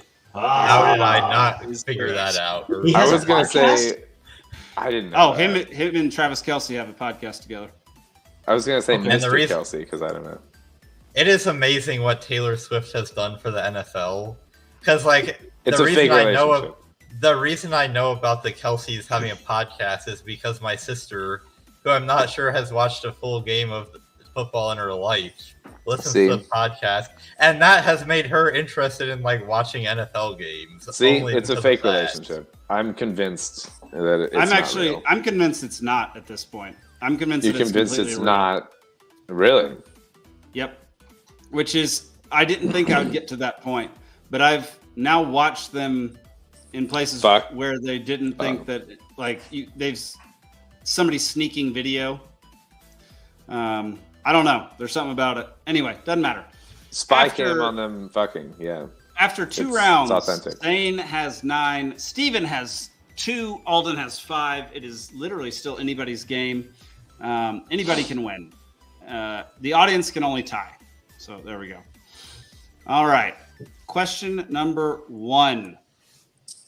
The flower of which plant is used in traditional medicine to treat migraines and promote relaxation? Steven. Promote relaxation. Arnica? No. Good guess, though. Zane? Lavender. Lavender. God That's damn it. correct. I was And thinking why it was an exotic. It is not wild lettuce. Hey, see, not domesticated lettuce. You know what helps my migraines? Because it's illegal in Georgia, so I can't say. Oh, right. Yeah. All right. Question number 2. The flower of which plant is used in traditional medicine to alleviate symptoms of indigestion and nausea? Zane. Tea. No. Alden. Pepto. No. The Pepto Steven. plant. Ginger? Nope. The hint is Alden was closest. Zane. What? Bismol. The Bismol plant. The audience gets it. It is peppermint. Oh, nice. Bravo, audience. Nice. Oh, so Peptol, peppermint. Okay. Yeah. I was like, how the fuck am I the closest? I was like making a dumb joke. Like, that's hilarious. All right. Question number 3. What is the name of the flowering plant whose roots are used in traditional medicine to support liver health and aid in detoxification? Alden. Ginger. No. Steven. Milk thistle. No. Damn it. Audience I thought gets that might it again. be right. Dandelion. Dandelion. Wow. God dandelion it. Wow. Y'all, the audience came back and got Killing second it. place. But now I'm that getting Zane's screwed back. here. Milk thistle is a thing, and there were Navstar satellites launched in 1990.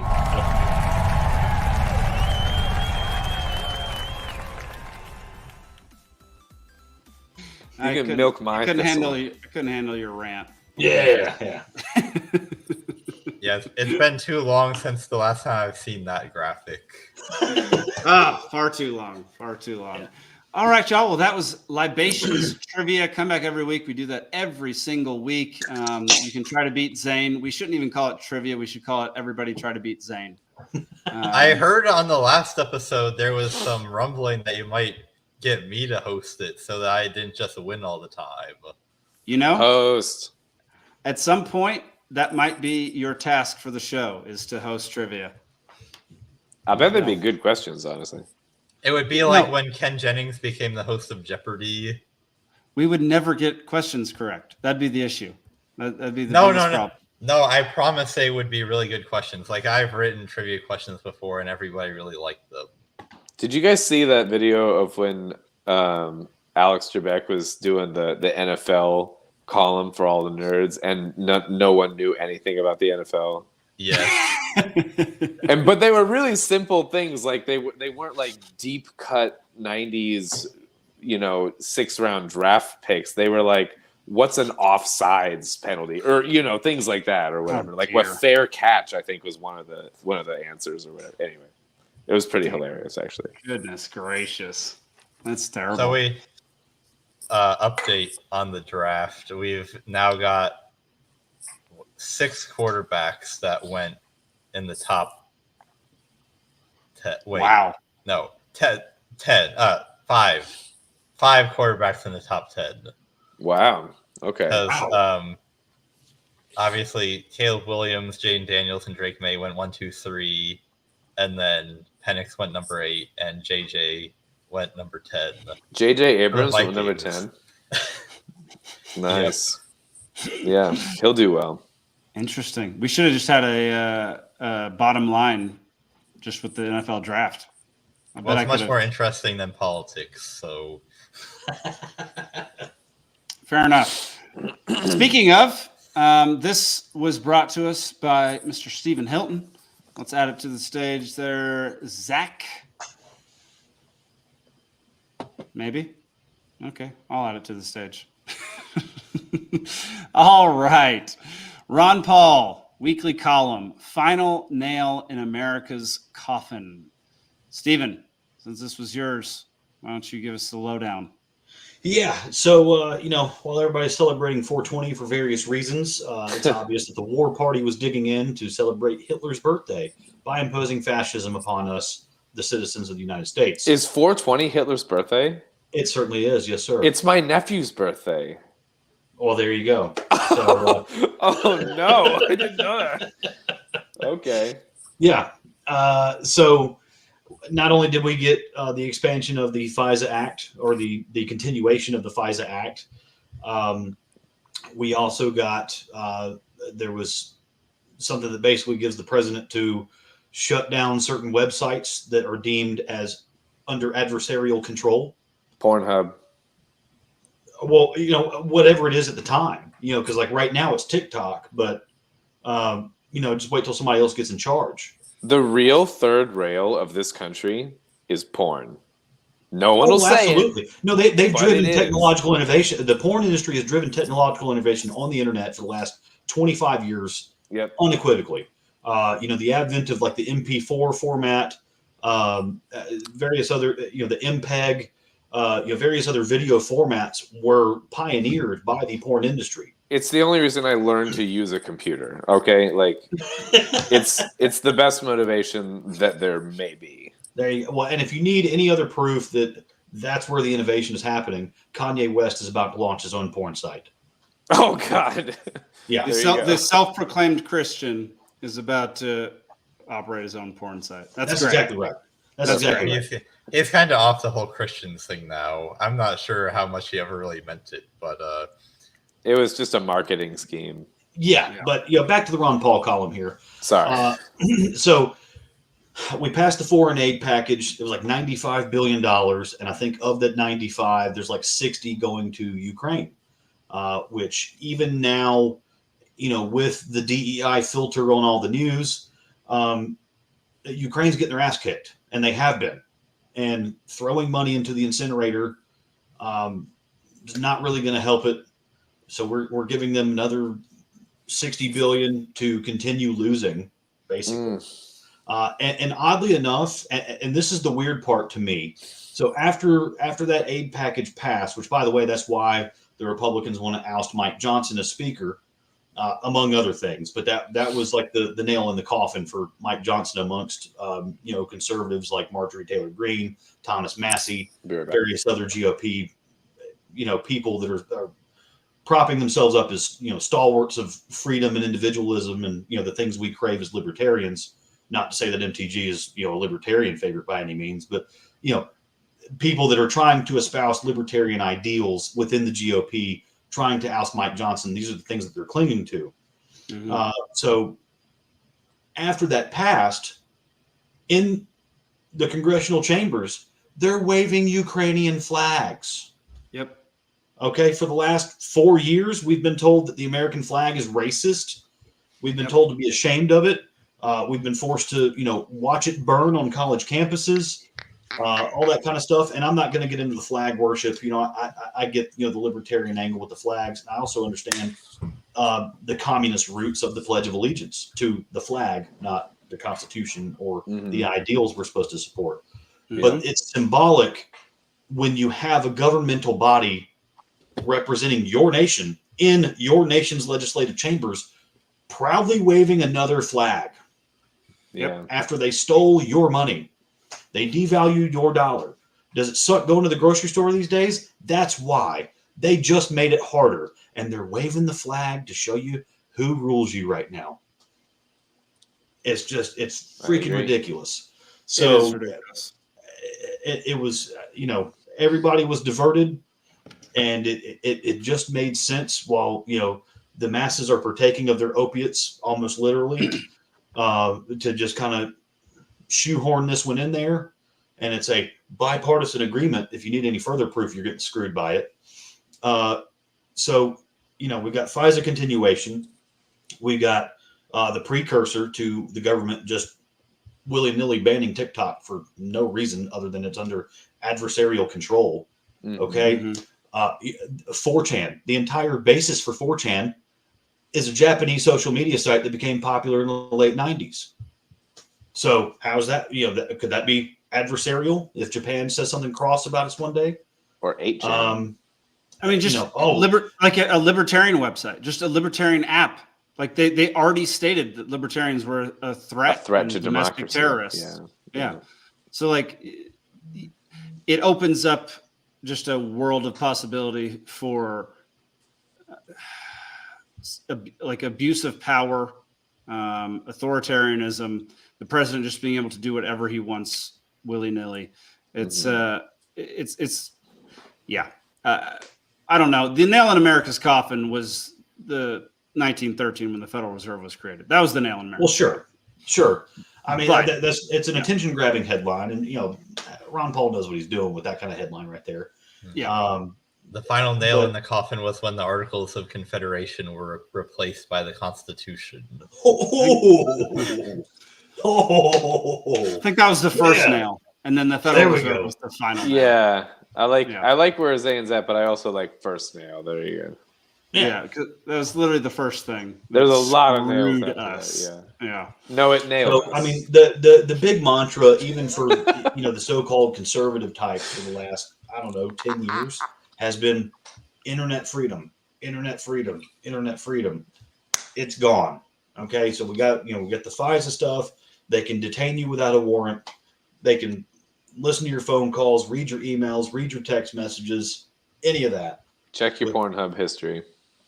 For no reason at all. Yep.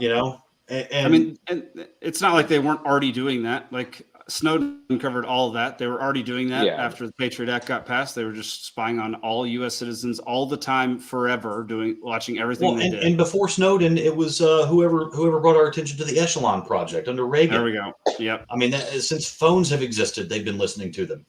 It's all been kind of the same. We kind of knew it before Snowden. Snowden just verified it. Or at least some people knew it. What was the McAfee thing that someone dropped in the chat earlier? Oh, I shared the phone thing that Steven said? 7 years ago today, McAfee dropped, so it was with his company, it was MGT Global. Yeah. So he took over a failed, it was like a sports betting app or something like that. And it was called MGT. And so he gets in there, and so he buys the company with what little money he has left at the time.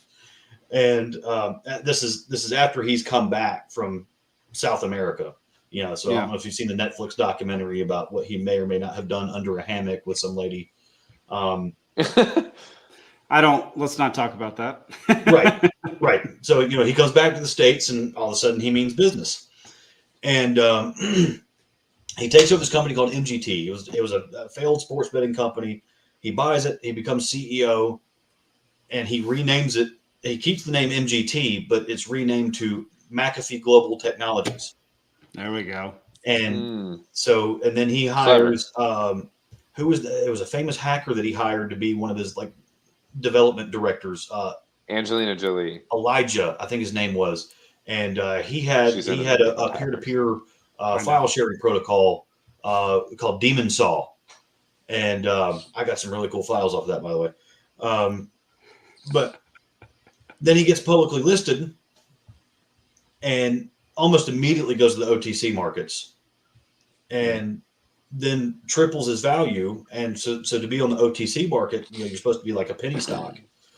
And then his stock all of a sudden was like, $3 a share, $5 a share, $6 a share. And then he rolls out this app called Decentral One. I download that. And then all of a sudden, so this app was designed to notify you when other apps on your phone are violating your privacy. Hey, such and such just accessed your. So you know, when you tell them, hey, you have access to my camera, you think it's just when you're trying to make a FaceTime call. Right. No, they will. No, it's not. Those programs will just randomly activate your camera. Mm-hmm. You don't even have to be looking at your phone. Your phone doesn't even have to be unlocked.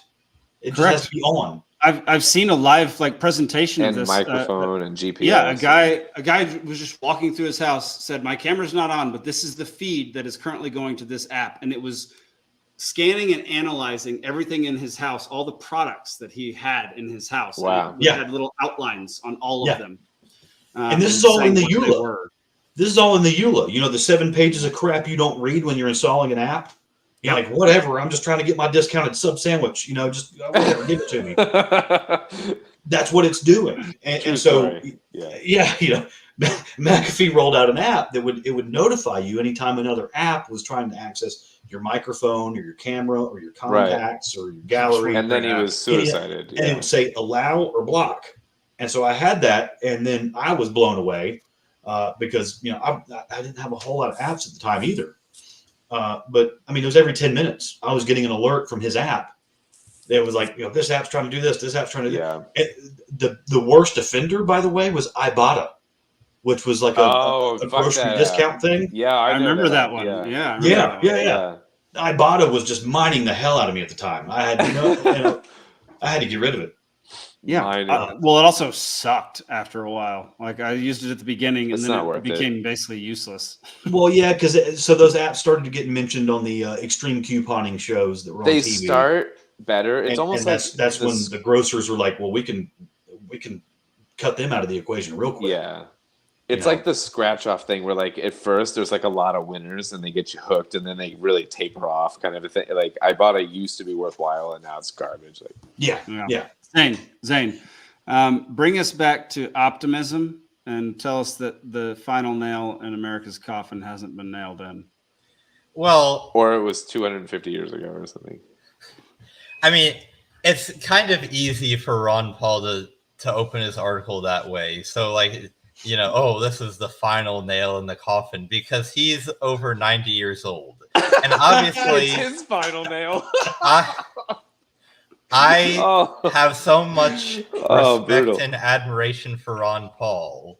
You know, I'm sure he's a big part of the reason that all of us are libertarians. But I think that when you are that age, you can be like, it's easier for you to accept that, okay, now the U.S. is really done. Now there's really no coming back from this because in a couple of years you'll be dead anyway, and you won't have to worry about, you know, whether or not the country really is completely donezo. Whereas for me, it doesn't matter if it's the final nail or not. I cannot think that it is. Otherwise, that would be so unbearably depressing. Right. That I would just sit in my house and sit in my apartment and cry. The psychological converse here. Yeah, I can't think that. I kind of thought you already did that, Zane, but now that you say you don't, I'll have to rethink what you do every day.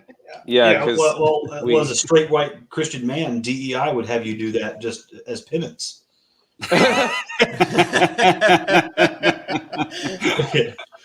Yeah, no, I mean, Zane brings up an interesting point where like the psychology of being like at the, you know, the sunset of your life versus like the sunrise of your life kind of a thing. And like what that, you know, also he could just be clickbaiting everyone into just like clicking on this fucking article or whatever. But not to take away from Zane's point, because I actually find that really interesting. Well, where your Ron Paul's perspective been on writing life. books, you know, for 30 years about the Federal Reserve, how he's, you know, that was his mission the entire time. He was an active politician.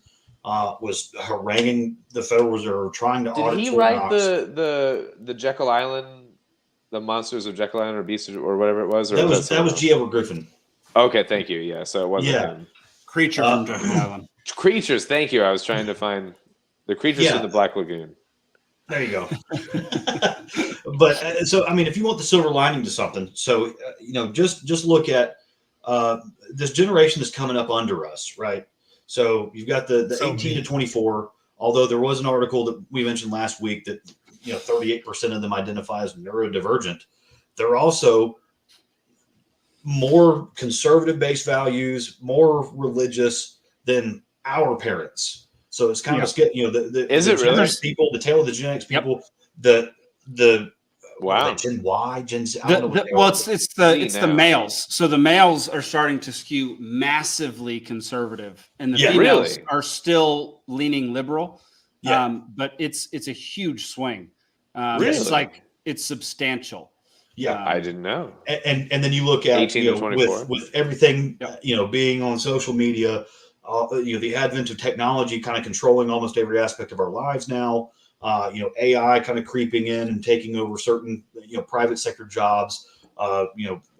Elbowing out independent artists and things like that out of their markets. But then you look at Walmart and several other major retailers are having to do away with the self-checkout. Oh yeah, you threw that up in dude. Honestly, it wasn't just Walmart. It was a ton of them. They're doing away with them because everybody's going, oh, I'm sorry. I forgot my apron. Do I need to clock in? I didn't realize I was working today.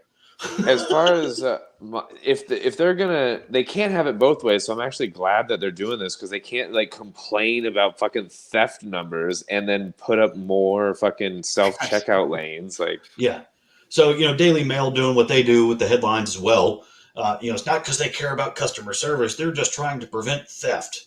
Well, how dare they try to prevent theft? Those capitalist pigs. Yeah.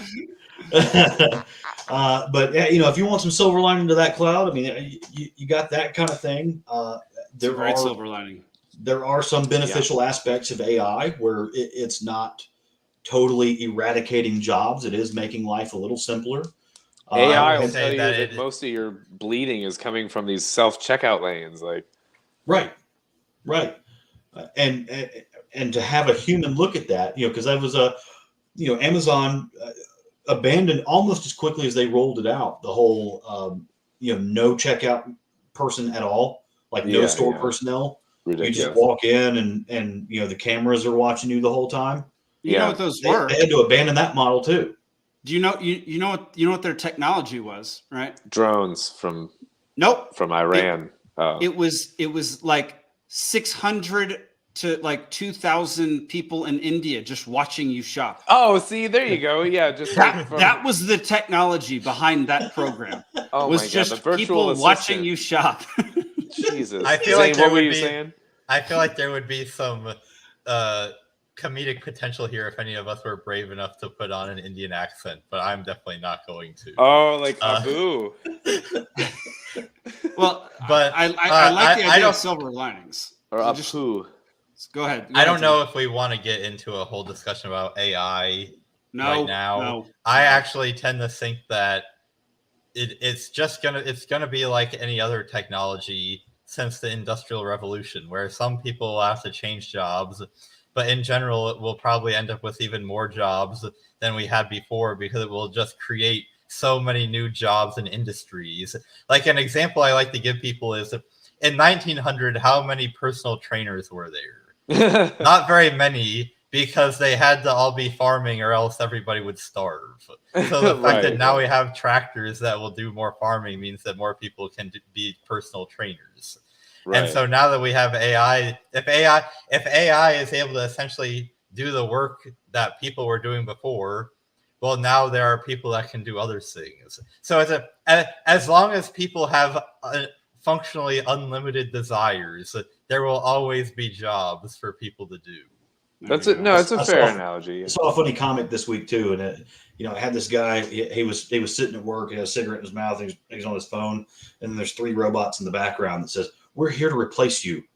And then the next frame, the guy's not in the picture, and then the 3 robots are sitting behind the counter on their phones. That's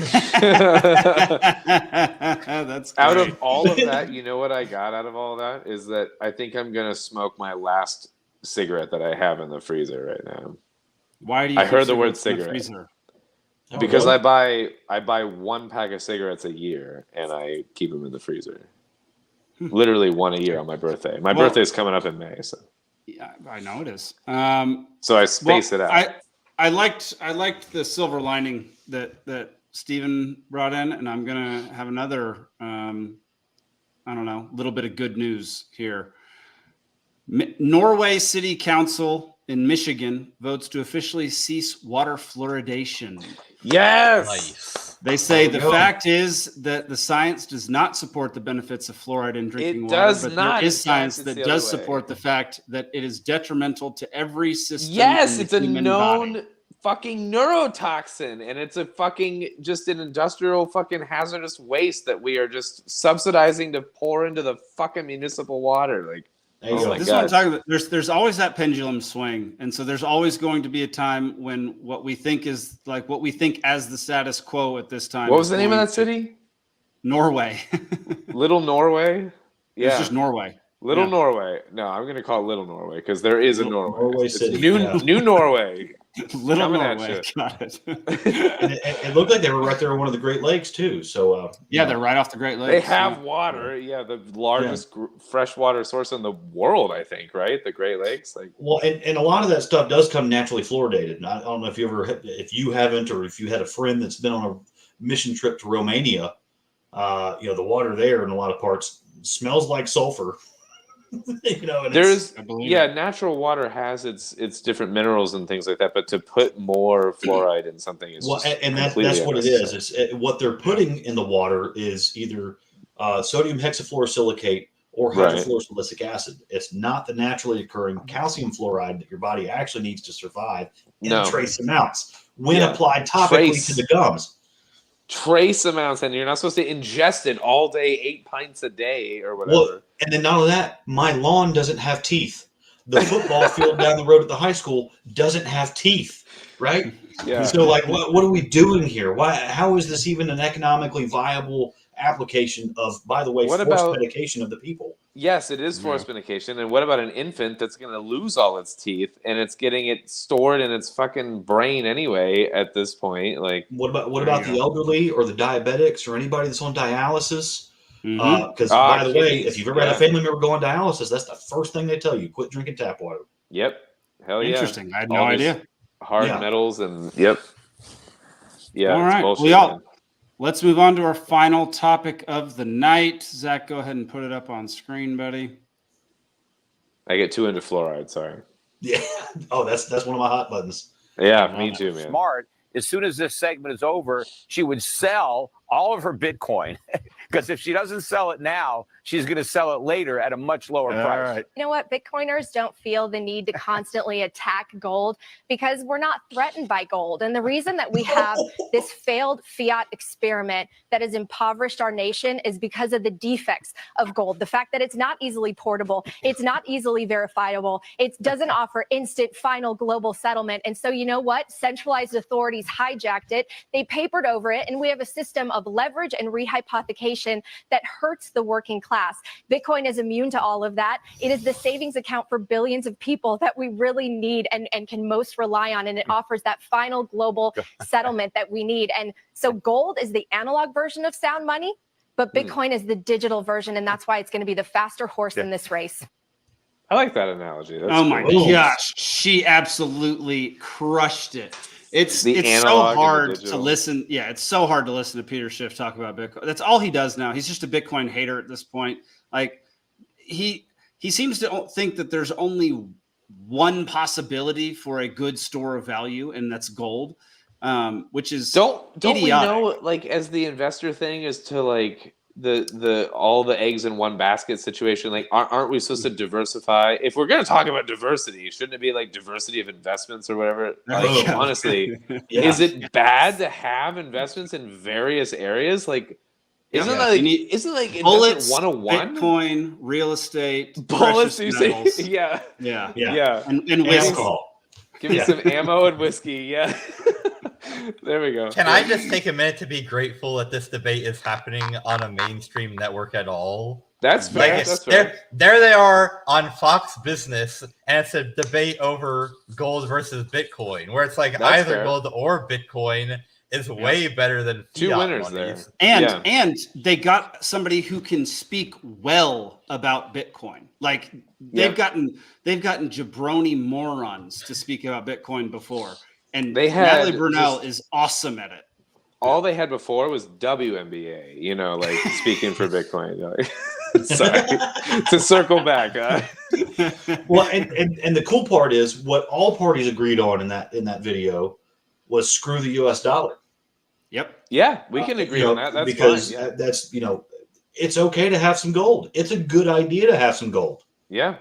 Gold does have physical applications outside of being currency. Absolutely. A lot, actually. Silver is actually more useful than gold. Is because it? It actually has medical applications. It's more colloidal useful, silver. Oh my gosh, colloidal silver is like one of the best antibacterial, antiviral things we've ever known. Yeah, but so is copper.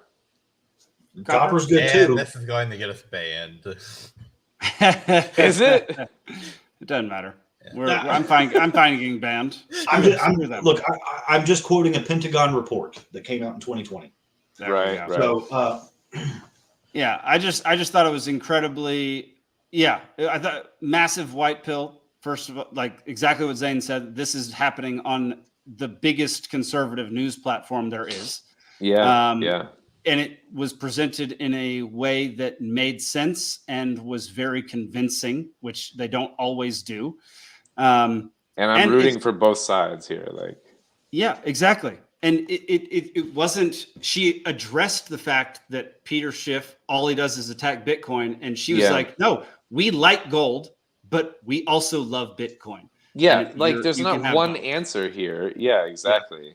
I like the digital and analog component to this analogy. Yeah.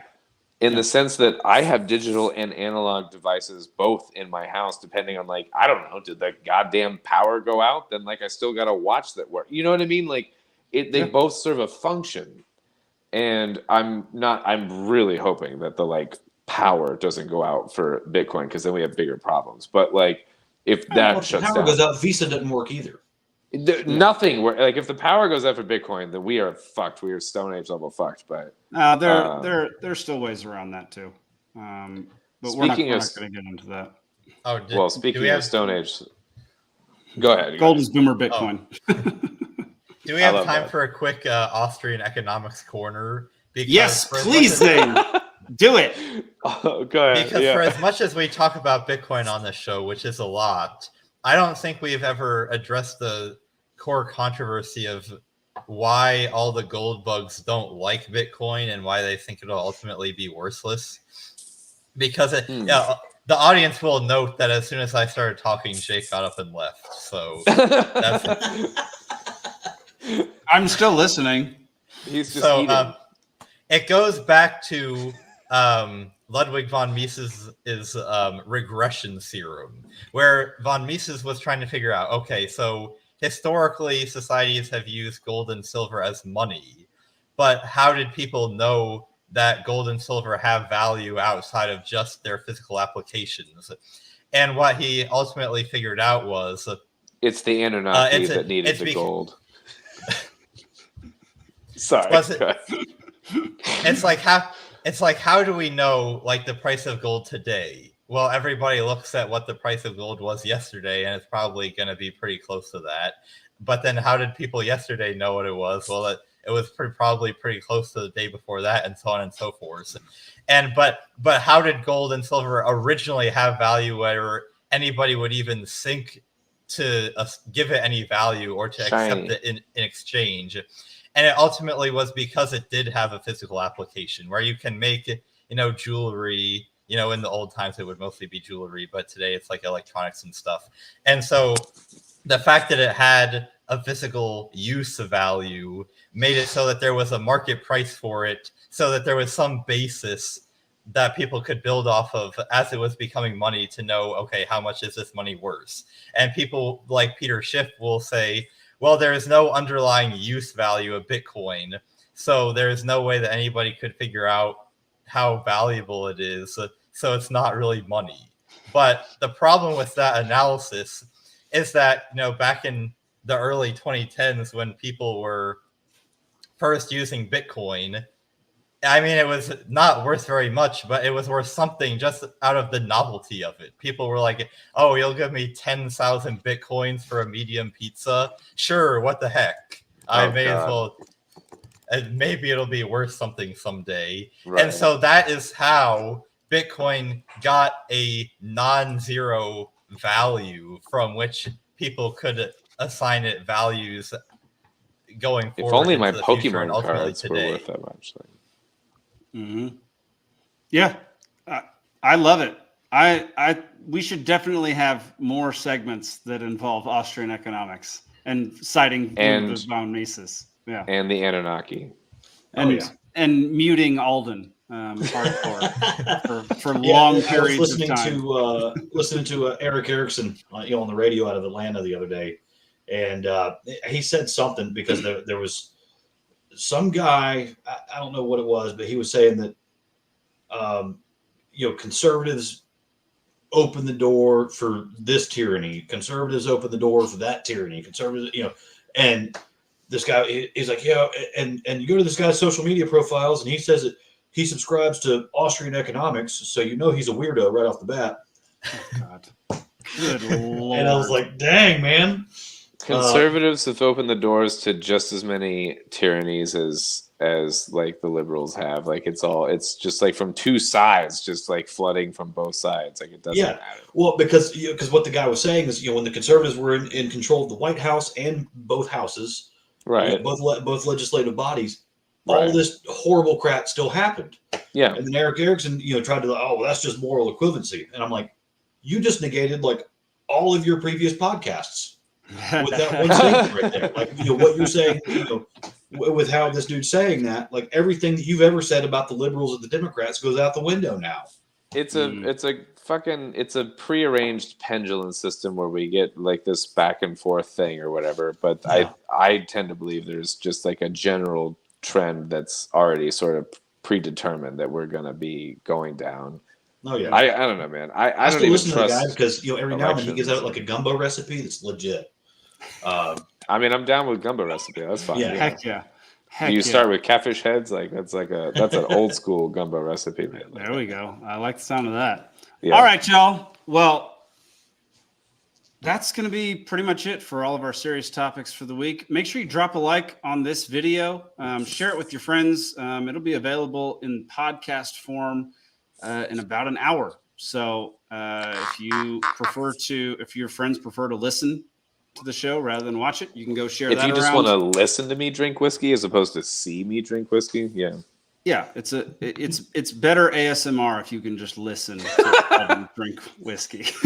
Yeah, just screw and unscrew the cap on and off in front of the mic. I'll do it slower. Oh, there we go. Oh yeah, there we go. Oh, that felt great. You got to do that. Make sure you go to peacefulseed.network or peacefulseedproductions.com to get your merch. All of our awesome merch is up there. I want this hat. Smash the like button and Alden will finish the bottle. There's not that much left. He could do that. He could totally do that. And just a reminder, this show is brought to you by Rabbit Eye Wine, best blueberry wine in all of Georgia. All right, y'all. Well, that is the end of our regular stuff. We're going to go to some funny things. So this is pretty famous. This has been around for a while, but whenever I come across it, it makes me crack up laughing. So here we go. If you push this button, two things will happen. One, someone somewhere in the world who you don't know will die. Okay. And two, you just push the button. You didn't let me finish. Someone somewhere in the world will die. Got it. Don't hit it again. That's the second. No, just let me finish. But you'll get $1 million. Oh. Yeah. Okay. $3 million. Great. That's great. Yeah, you just hit it 3 times. You killed 3 people. Can Wonderful. I have my $1 million? It was supposed to be like a moral puzzle. Solve. Yeah, no, that's not how you solve the puzzle. It's not that kind of puzzle. I don't You just killed 4 people. You understand that? Yes. And $4 million. You killed 4 people. You hit the 4 times. What? Is that? Don't hit it again. Okay, no, don't round up. Round up to what? 5. To 5? I don't understand. You don't want to kill. Just okay. Where's Yeah, here. Okay. Here's your $1 million. There you go. Why'd you hit it again? I would like a second $1 million, please. It doesn't work that way. You just get $1 million. Take it. No deal. That's not what? Good night, What girl. deal? Choose the box. Stop hitting the button. You're not choosing the box. You don't get the box. The box isn't part of the deal. Ow, my finger got caught in this box. I've never seen that. Oh, that's one of my favorites of all time. It's hilarious, man. Yeah, he just hits it right away. Somebody will die. $1 million. Oh yeah, that's right. You didn't even mention the money yet. You said someone will die, and then he hit it. Oh my god, that's perfect. It's so good. All right, here's the next one. Just discovered a brand new drinking term called pants drunk, form of drinking culture originating in Finland, in which the drinker consumes alcoholic drinks at home dressed in very little clothing, usually underwear, with no intention of going out. To a large extent, it is still considered a way of life in Finland. I gotta get pants drunk this weekend. Great way to get drunk on laundry day. I can't say I've ever been specifically pants drunk where I'm just in my underwear. Oh yeah, I've for sure been hammered in my underwear, but it's always post drinking. They should do a bar that's called Pants Drunk, and it's actually you can't get in unless you're just wearing your underwear. It's a bottomless underwear Yeah, bar. no matter how all this goes down, you guys want to get pants drunk. Yeah. That's All awesome. right. We have got to have an episode where we're just pants drunk. Oh, I'm already pants drunk. You Oh, guys, yeah. from Yeah, bottom I'll do that down, right you don't now. know. Yeah, I don't. No one can see this, but Oh, we've Grumpy been doing says that's this. him. Yeah. See, since day one, this has been going on. We just don't know, you know. There we go. All right. This one cracked me up. So there you go. There's that ASMR again. Do not swim here. Need swimming here after misunderstanding the sign. Deep swims here. Dude, I read the sign the way that is incorrect Crocodiles right off do the not bat. swim here. Crocodiles do not swim here, y'all. Okay, I actually took parse that sign a third way, which like as an imperative statement to the crocodiles, as in crocodiles do All not crocodiles. swim here. Hear ye, crocodiles! Yeah.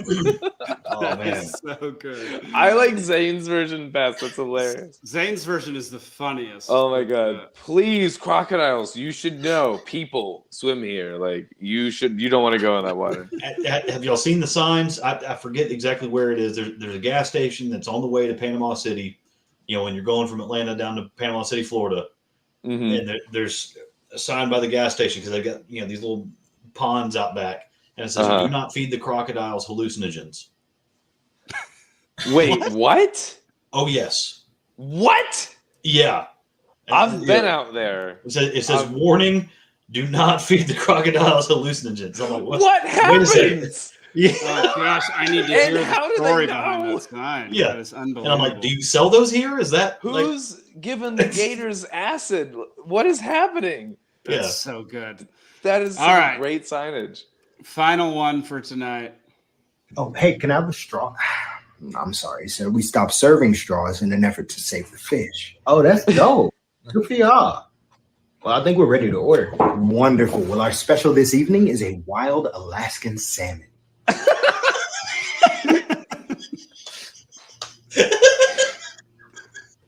If you don't give me a damn straw. Oh, his final words were, "If you don't give me a damn straw." Yep. Oh, I'll so have the good. sea turtle, please. Well, that was like what's that? The rapper Tom McDonald. He's got a line in one of the songs that says, we went from plastic straws wrapped in paper to paper straws wrapped in plastic. Congratulations. There we go. That's great. That's fucking fantastic. I That didn't is know that. fantastic.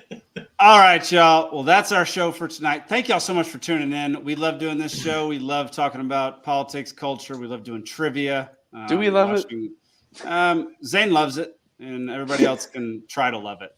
But we make sure you do it. share We this do it. show. Go follow us on Twitter, Liberty Libation, and go follow us on Instagram, Liberty Libations, plural. You can drink multiple times on Instagram, but only one time on X. So go do that and come back next week for some more Liberty Libations. We'll see you then. Peace.